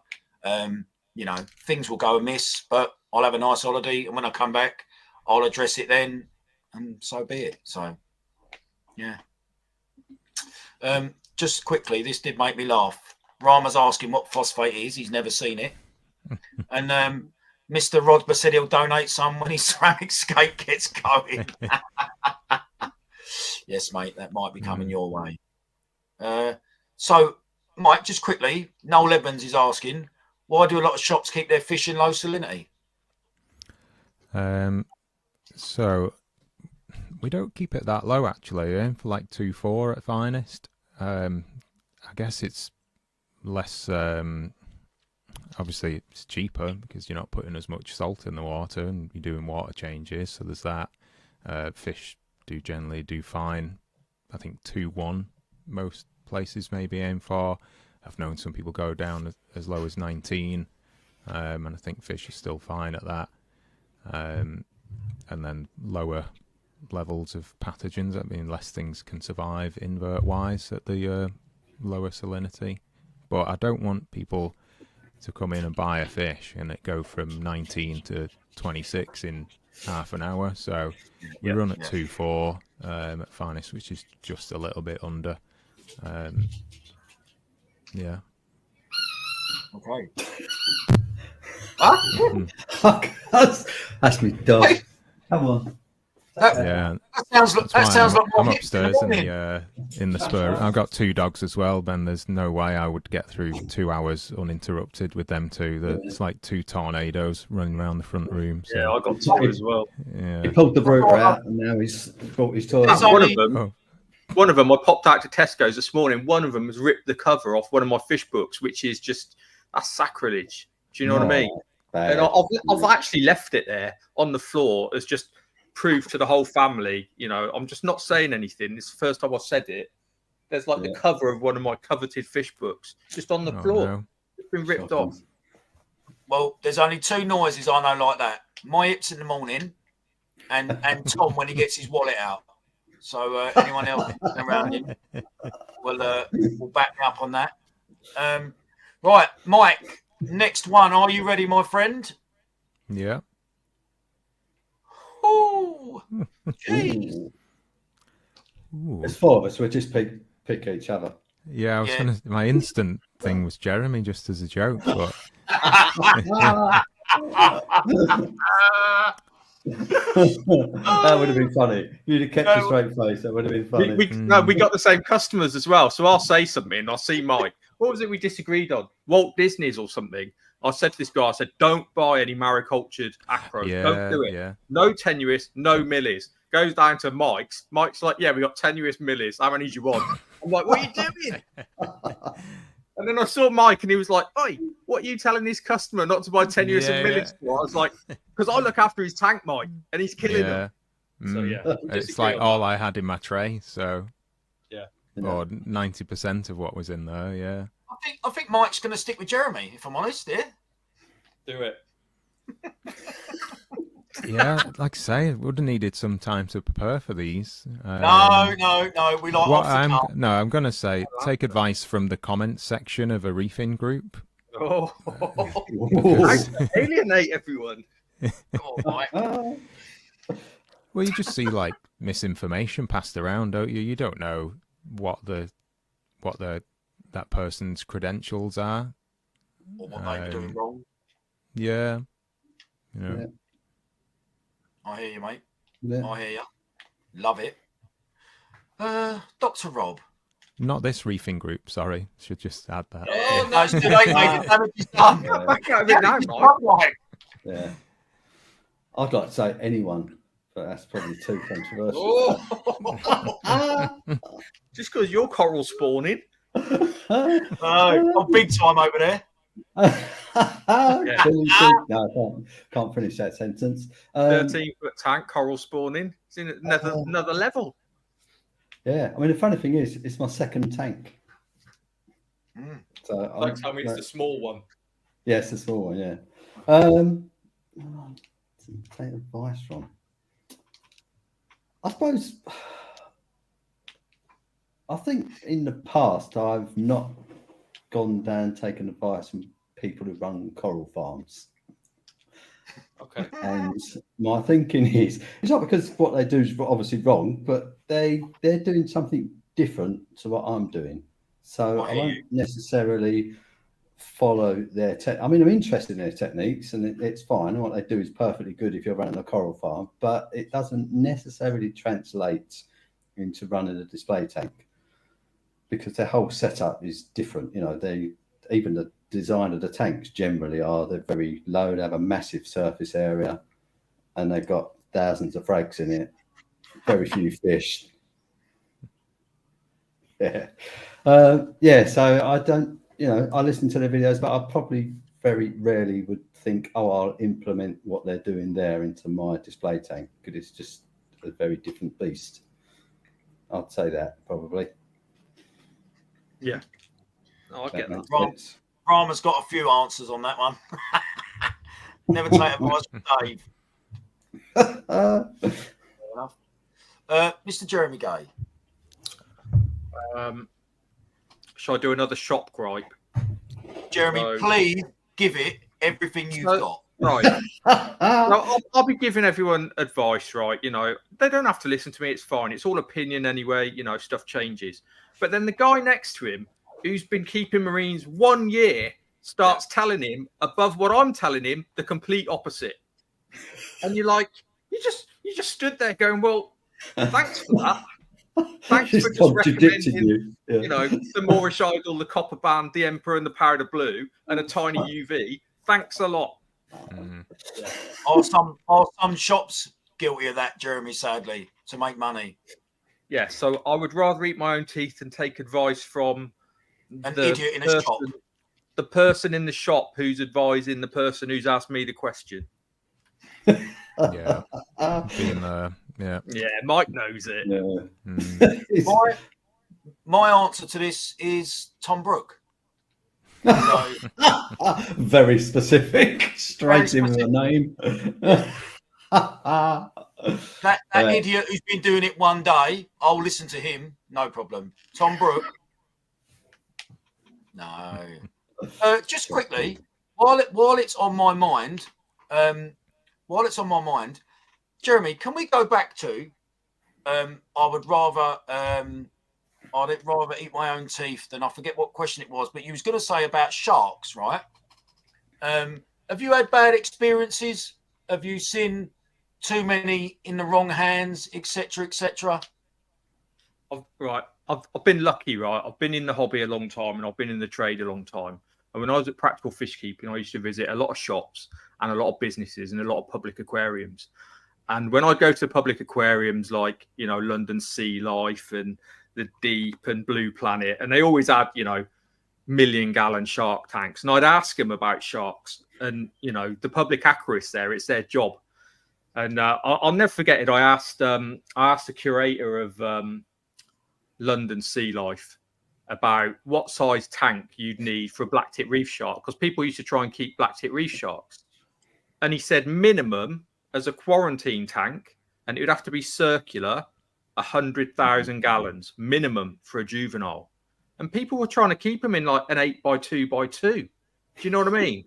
Or a 10-foot or a 12-foot. And they go, oh, it's all right, I've got a 12-foot. And it's rung in my ears ever since then. Him just going, looking at me in the eyes, and he's got 6 million gallons behind him, and he's going 100,000 gallons minimum. And from then, I've just thought, you're so right. It's like Rob said about the ocean. You know, how many miles does a black-tip reef shark do in a day? And it don't bump into things. So, you know, little things like that, I just think, you know, there's 35,000 species of fish in the world. Keep something else. Or go to Sea Life and watch them swimming around in a big tank. Simple. That's where I am with it. Fair enough, mate. Fair enough. Yeah. Oh, are you ready for another one, gentlemen? And I hope you're home alone for this one. And we'll start with you, Mike. Yeah.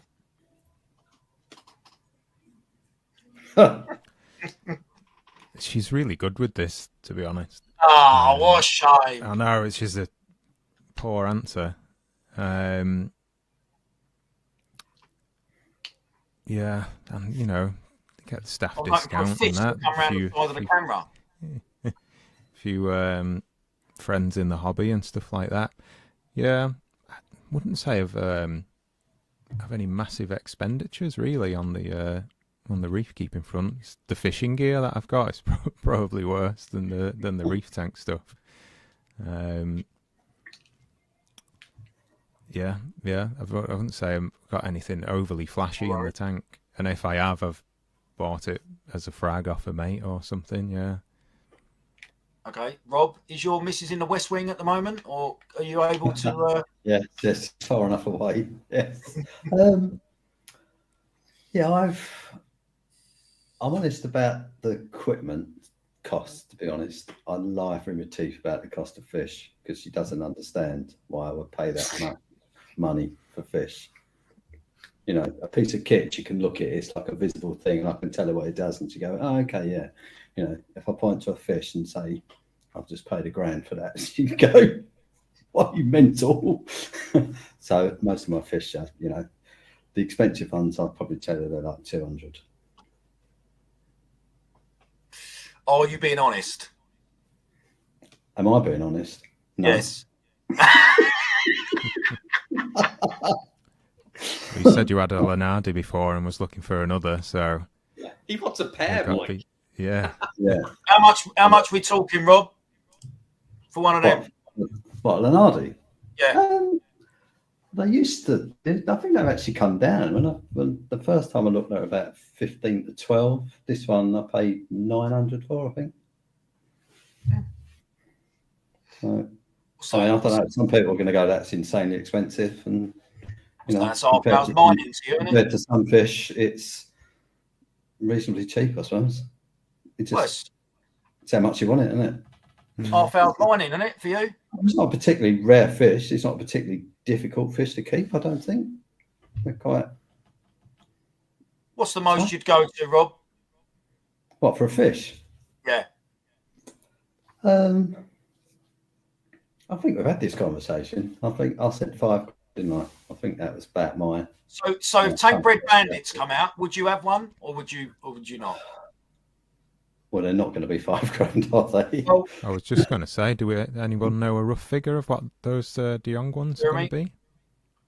Paul knows it because I think he's looked it up. I think he thought they were going to be more like 10 grand at retail. Yeah, I think he said 10 to 12, didn't he, or something? Yeah, Such a shame that is, because a few years ago, like I said, Bursco had 3 or 4 in. Some had come back from tank breakdowns, and they were probably 1,500 quid. Yeah. Yeah, I mean, it's a shame. And the other thing is, I think most of those fish go to people that don't really display their tanks, so you probably won't see them either. That's most of those people, that sort of tank, they're not on Instagram, are they? No, it's funny how we only miss stuff when it's banned as well. Do you know what I mean? It's like like when Indonesia was shut and we all wanted Indo torches, and now we've got them coming out of our ears. And same with bandits. My red-tailed tamarin wrasse for a naso tank. Yeah, because I shut my tank down. I went, I'm going to go bare bottom, so I won't have a sand dwelling wrasse. So I got rid of it and just swapped it for a naso, and then obviously the ban came in, and probably never see that fish again. No. I mean, I don't know how endemic they are to Hawaii. I mean, are they super specific? I mean, they always said that about the gem tangs, and then when they went off and found another origin for them, didn't they? So it might be on other islands, but I think, like Paul said, it comes through Hawaii. So now that whole kind of chain's collapsed. Yeah. You know what I mean? So good job I'm single with some of the stuff that I have spare, let alone on the system. Do you think that'll change anytime soon, Lee? Or I mean, it's like a one-man fish shop, isn't it, Lee? Really? Yeah. he's a one-man. He's a one-man. We'll leave it at that. I think we'll leave it at that. I love it. Jeremy, I would rather eat my own teeth than admit to the other half, who is hopefully quite far away, that you paid. Keep it reefing related, please. I've never paid that much for a fish, probably only 100 quid or something. However, I have had hundreds and hundreds of tanks in general, and my annual spend on everything fish related is high every year. But I do remind my missus, and we've been together a long time, that I was working in a fish shop when she met me, and this is how I make my living, and this is how I pay the mortgage. So, I haven't changed. When they always go, you've changed. I'm like, I haven't. Because I used to work in a fish shop. Yeah. And I was shopping for fish back then. I try and level it that way. Right, last one quickly. Michael, once again, we'll go to you. My Milwaukee digital refractometer. no, that was just a knee jerk. Nowadays, ICP tests, I think, are indispensable. Yeah. Especially for us at the shop on the trays. Like I say, Taylor's heads up the coral, and we have Joel who works there as well. Can't not mention him. So, like I say, I do get all the glory, as it seems, for running finest, but it is a team effort. So I just want to make sure those lads know that their hard work is appreciated. But yeah, ICPs have been amazing. Like, there's no substitute for water changes. I don't know where everyone else sits on the water change, because you got to siphon that detritus out. Even if you just do 5 or 10% a week, it doesn't have to be anything massive. So yeah, still do small water changes, but ICP's definitely the way forward. we use Elements ones at the minute. I know ATI have just been has got a good supply for the UK now with Exodus bringing that in, so we'll see how that goes as well. But yeah, is that started now then? That ATI one? Is it? Yeah, up you'll and see running? that flooding through all shops in the UK Right. now. Now Okay. Exodus have got it. They've got the Stratton lights, which I think are like 1,300 quid. Is that for the biggest one, dozens. Mike? No, No. Jeremy might know more than that. I think the biggest than me. one's over £2,000. They're kind of modular. There's like a rectangle, then like a square that's twice the size Right. of the rectangle. So Ah, right, yeah. It was the square one I seen, I think, when I went to iReef on the opening day. They had one on I think it was over a NIOS tank, a NIOS Opus tank. how much was that one, Mike? I think that was 13. I was talking with Adam about it this week. That's cheaper than I thought. Is it the big square one? I hope it's not trade price and I'm spilling the beans. But Oh, Yeah, Mike. that would be funny. yeah, yeah, it's 2.5 for you. Yeah, I'll get you one for 13, guys. Yeah. It's in the Black Friday sale, just say that. Yeah. But yeah, I'm rambling now. ICPs I wouldn't reef without.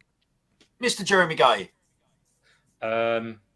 In all seriousness, probably a refractometer, like a D&D refractometer, because salinity, everything goes back to salinity, really. If your salinity is wrong from the start, most of your other elements are going to be wrong. So you may as well start with good salinity. And then, like Mike says, water changes, because it dilutes stuff that's too high. It replenishes stuff that's too low, as well as getting the dirt out of the tank. I strongly believe that fish release various metabolites and stuff into the water as well over time. And you want to wash that out. If you look at fish farmers, it's all about changing the water to get growth on the fish as well. So, water changes and a refract, and I'd be happy. Desert island reef keeping. Reef Keeper, I've missed you, so good evening to you, mate. I have 5 of the original Strattons, best light I've used. Jam, I missed you as well, mate. Sorry. Happy Friday to you. The Onion, the letdown with the Stratton is there is no app, £1,500 for the big one. No app. No, that- There is an app. Oh, Thomas, have you got something Maybe. wrong? No app 1,500. There's got to be an app, isn't there? The old Stratton's got an app, the Gem 1. Mr. Rodber It's not might be very able to good. help us. Rodber's still about. Ian, has the new one got an app? Is Tom talking absolute balderdash? Hang on, it must have an app because it's got no buttons. It's got multi-channels. How else are you going to control it? This is why, if you remember, before, I would rather eat my own teeth than take advice from. Right. You You're are. right, yeah, yeah, You're Good old exactly Tom. right. yeah. Tom's Good just old proved Tom, you right. I just, I So mean, Tom's talk probably about got one making on like a plug-in timer. It just Yeah. goes on and off. Do you know what I mean? 100% yeah. everything, then off. Yeah, one of those ones that just clicks round. That's it, yeah. Yeah, that's it. He's got an analog timer, $1.99. That's it. That's it. The brand new Stratton. Yeah. The brand new Stratton. That's it. Yeah, that's how it works. Yeah, nice one, Tom. Oh, we're fuming. Just got it. Forgot about it. Busy at work, mate. Listen, we are easily forgettable. Don't worry about No it, worries, mate. Jim. No offence taken whatsoever. Here he comes. Are you ready? Oh, No app through the old style T5 method. Spoke to Ian earlier. If he's right, Keep going. I can see it in the comments. Keep going. Go on. Reef keeper. through laptop, Boom. So you could still do it on your phone. It's just in a browser and not an app. should Maybe. we all, can we all just smile and look smug just for a few seconds on the stream? So, Tom, you don't know what you're talking about, mate. I'm going to. Yeah, that's what you're saying. IP address, web-based app. Yeah. No, Tom, you're wrong, mate. You're wrong. Seriously, you can't control them on a phone in 2024. Wow. It's Germany, not got the internet. It Dr. could be Rob, more stable surprising. doing web-based, Google Chrome or whatever than an app. It's cheaper, I guess. Mm. it's be fair, I couldn't care less. Just as long as Tom's wrong, I couldn't care less. I do find it amazing. I'll find out later. There's no app. Yeah, my phone. Jerry's on it. No, there's an app. There's got to be an app. Got to be an app. I would not. I would rather eat my teeth than reef about redundancy. So some sort of backup for when things go sideways, because they will at some point. Do you know what? Darren makes a very good point there. This is Tom we're talking about, and technology. We've seen what he's like with an Apex. Absolutely. Oh, look. Is he questioning himself now? Oh, lovely, Jeremy. On the App Store. Yeah, Tom. Here you go, look. He's admitted defeat. Look. I love it. Killed him. Oh, dear. Absolutely killed him. Oh, this is brilliant. Age 4 years plus. There you go, Tom. Still too old for Tom then. Oh, brilliant. I can control my washing machine from my phone. Surely you can control it. Oh, that is brilliant. Right, yeah, he's off. He's had too many beers, hasn't he? That is absolutely brilliant. Do you know that? Absolutely brilliant. Oh, dear. Well, that's it. I enjoyed that. That's the end of the question, gentlemen. You can stand down. Thank you. What I am interested in, as I am a fish man, corals are slowly catching up, but I am a fish man. While Mike's on, Mike, I'm interested to know over the years your favourite fish. Quite like it's kind of changed, to be honest. It used to be mad on like dwarf parrots, right? You know, like Labutis, lineatus, that kind of thing. I like those. One I got this week, and I need to get the scientific name correct, but these like little sailfin gobies from the Philippines. I thought they were Flabella gobius, and nobody'd ever brought them in before. But TMC have started getting them. I need to find. Are they really tiny? Yeah, like super small. I've got some in like little breeding traps. AAC put them on. Yeah, I was going to say AAC. Yeah, put a little video up, didn't they? Yeah, on their Instagram. Like if anyone, obviously you can find AAC's Instagram and have a look. It's not that far down on their page. But yeah, they're one of my favourites at the minute. I mean, how small they're, like inch and a half, aren't they? Tiny little tiny. Yeah. So yeah, I need to look them up. I've seen a few Greisinger gobies about as well. You know, the little tiny. What's the common name for them, Mike? Are they call them flaming prawn goby? Yeah, that's it. Yeah, oh, they're lovely. They're amazing, cool. And you see them on the internet, and then you look at them in a store, and they're like neon Tetra size. Yeah, they're escaping, aren't they? They're going over your weir or something. Them, yeah. So not that I'm sorry, Mike, to cut you off. Not that I'm one to rub salt into any kind of wound. You're going back to Tom, aren't you? Ian Rodbert, who has got a couple of ponies. The app, Tom, is pony for the Stratton. I'm sorry to say. It is, but it does exist. It's German. That's why it's rubbish. You know, they're not. It's no not their strong point, is it? ATI have always done rubbish apps, and so have what's the other one? Lanny, that was a rubbish app. All German lights, all the top end ones, rubbish apps. Okay. Yeah, Mike, you need American for a good app. True, I must admit. Mike, did you see? And I can't remember if it's this year or last year. They found a new species of. I'm sure it was a goby, the grumpy goby. Was it? Did you see that? Not sure. It doesn't ring a bell. Yeah, they all look a bit grumpy, don't they, gobies? Did you see that, Jeremy? I don't know if it was this year or last year. It was this year. Yeah. Grumpy goby. That? I'd have to look it up, mate. I can't remember. It was fairly recently. Where was it?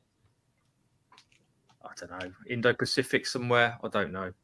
Wonderful. We're still discovering new things down there. Do you know what I mean? Well, let's talk about that. So basically, a lot of the new species are gobies because they're tiny and because they hide in plain sight. So some are even found close to the shore in the shallow waters, because when you're an inch long and you're the colour of gravel, you just get overlooked. And the other big discovery area for marine fish is in the mesophotic zone, which few divers can get to, and it's just, you know, a fish a minute down there because they've never been described before. So they go down there, and you've got, you know, loads and loads of deep water fish, and they're the really expensive, desirable ones as well. Deep water amphibs. Yeah. Oh, do you know what? Actually, talking of I've just thought of something. So on Wednesday, I think it was Wednesday, I went to AAC really early because I needed something. I opened the shop up for me early. And I went in there, and as I was standing by the door, I just caught the tail of something in one of the fish tanks there that literally got me juices flowing. And they have a couple of pairs, or they have one male, two females of the masked swallowtails in there that I had never seen before with my own eyes. Yeah, they're a rarity for sure. And it was quite something. It was quite a moment. Finally, after a long time of me absolutely loving that, finally seeing that with your own eyes, something that is not your everyday or probably every year. Do you know what I mean? It was quite something. And I must admit, I did come close to buying them. I'm not going to lie. But I have a duty of care to get the fish out first before I put anything else in. Do you know what I mean? Otherwise, it will become overcrowded, because they were a good size. They weren't young. They weren't small. They were a good size. Rob, have you been there and seen them yet or not? No, I haven't. No. When was that? This week? That was, this week on Wednesday, I think it was. They've got a male, Yeah. beautiful male with the striped body and almost I'll tell you what the tail reminded me of. It reminded me of, you seen a pearl gourami, a freshwater pearl gourami? Yeah. With the patination there on his tail. It was, mate, just absolutely stunning. Absolutely stunning. Yes, Daz, are the Japanese ones. Yes. Like I say, once they're gone, I'm pretty sure, I can't remember how often Paul said he's had them actually in his, how long's Paul had AAC now, Jeremy? What is it, 15, 14, 17? He's 17, isn't he, tomorrow? Yeah, 17. Yeah, celebrating this weekend. Isn't it? Yeah. And he hasn't had many. I know that for a fact, because he said to me, Are they the ones that Reef Doc's always banging on about that he wants? yes. Someone's put that in the comments. I think Right. I think the source of them is RVS has found them. I saw them on RVS. Yeah. So they come from him. So the price for a right. pair, Aren't they? I was going to say, were they expensive? 12 for a pair. What, for the pair? Yeah, Right. 16 for all three, which I thought was very good.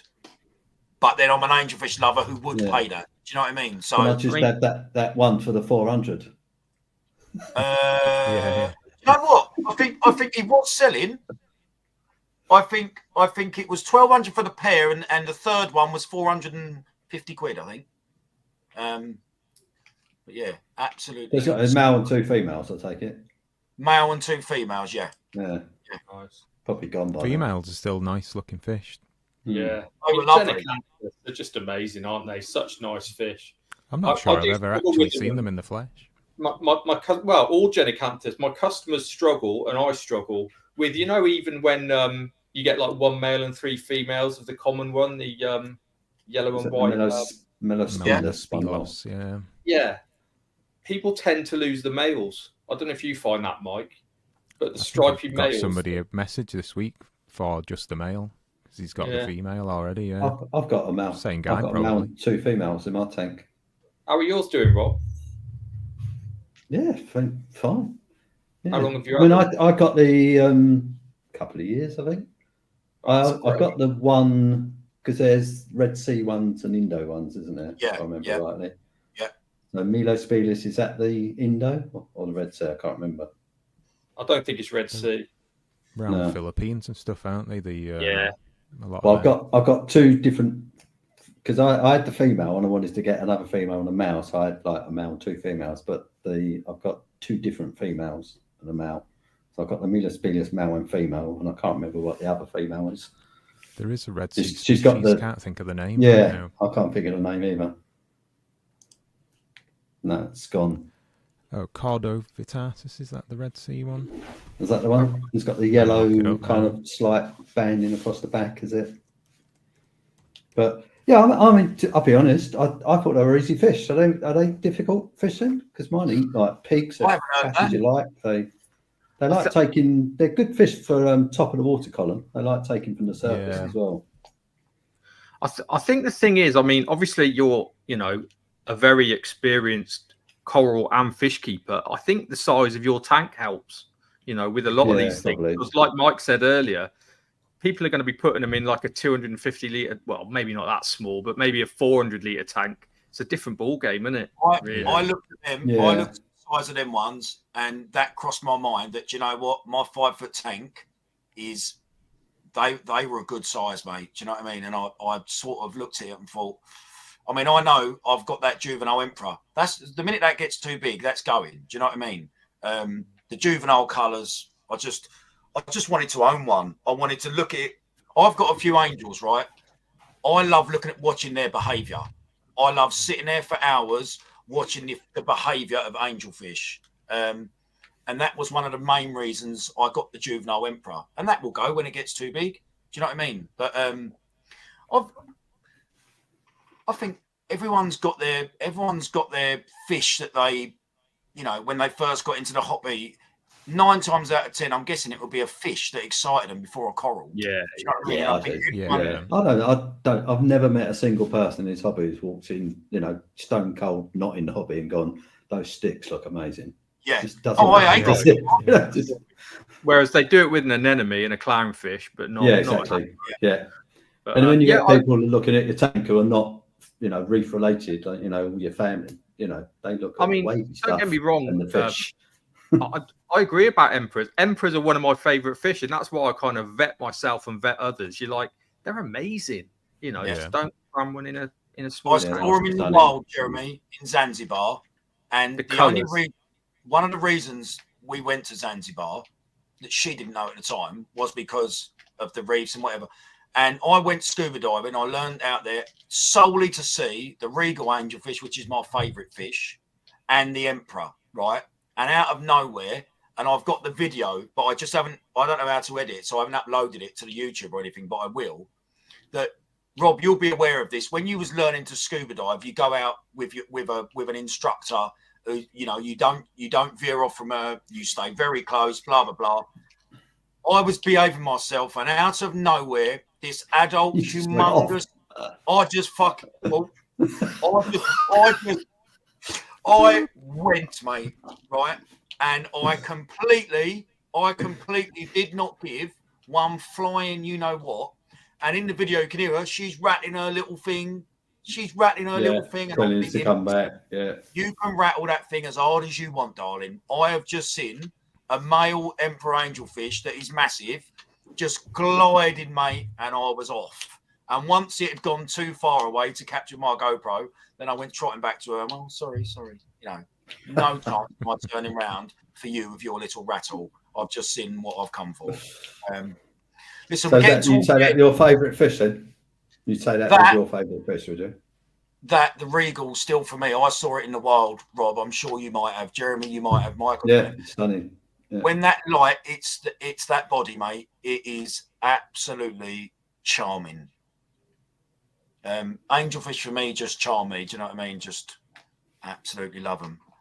Just quickly, Mike, in homage to you being a fish man, give us your top 3 fish. My favourite fish, top 3. Yeah.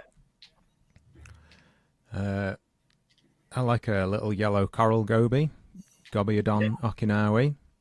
Just not great with your SPS, but just a cool little fish. Yeah, I like the small species. The little pygmy hawks.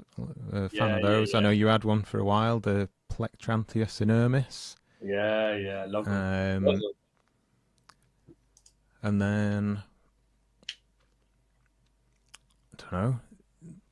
It's probably going to be another little goby, like the little Randall shrimp goby, tangerine lines. They're pretty cool. Yeah, shrimp gobies and things like that. I love.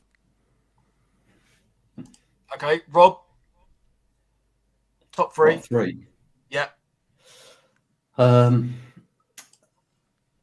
really like orange spot filefish. I had a pair of those. They were amazing. Loved them. Not very good in an SPS tank, but my current tank, I built the whole tank around having the Achilles tank because I just think they're stunning and I love my one. And I like Anapsis, like all of them. I love them. Twisty eyes, red tail, black tail, yellow tail, Lenardis.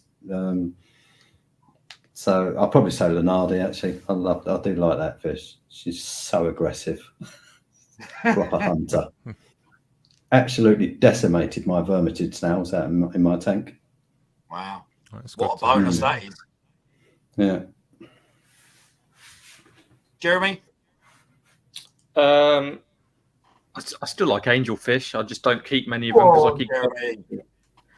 love angelfish. They're just stunning. But I think next level for me is pairs of stuff. You know, anything that I can track down and try and keep in a pair, just so you can see some behaviour and some interaction between the sexes and their own kind. Yeah. Because I think we're still guilty as a hobby of just having like one of each trophy fish, and it's, you know, it can't live out. It's, you know, eating and swimming is one thing, but you know, that's where we lack versus freshwater hobby, in that we don't really keep stuff together, you know. So pairs of angels, pairs of butterflies would just be amazing. Pairs of weird stuff, pairs of filefish, definitely. Yeah. Angels, butterflies, that sort of thing. Lovely. Right, gentlemen, we are literally coming to the end. Mike, thank you so much, mate, for coming on. Would you come on again for us? I really enjoyed having you on. Yeah, absolutely. Yeah, it's been an honour. Brilliant. Thanks for Rob, having you me. ain't got a choice. Oh, right. Okay.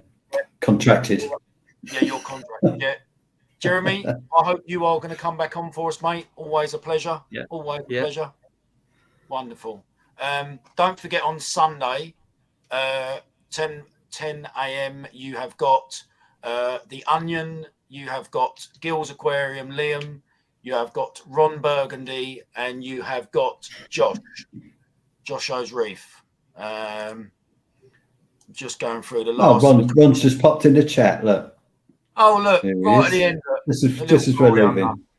Here he is. Ronaldo. Right. Have a good weekend, everyone. Thank you very much. Thanks for watching, everyone. Thanks a lot. I enjoyed it. Yeah, me too. Not too many cock-ups, although, to be honest, this could be the crowning glory, because this is a little bit trickier, isn't it, apparently? So who knows what could happen? We could all be sitting here like plonkers and go live again. So thank you for everyone. Have a good weekend. See you all soon. Cheers. Cheers, everyone.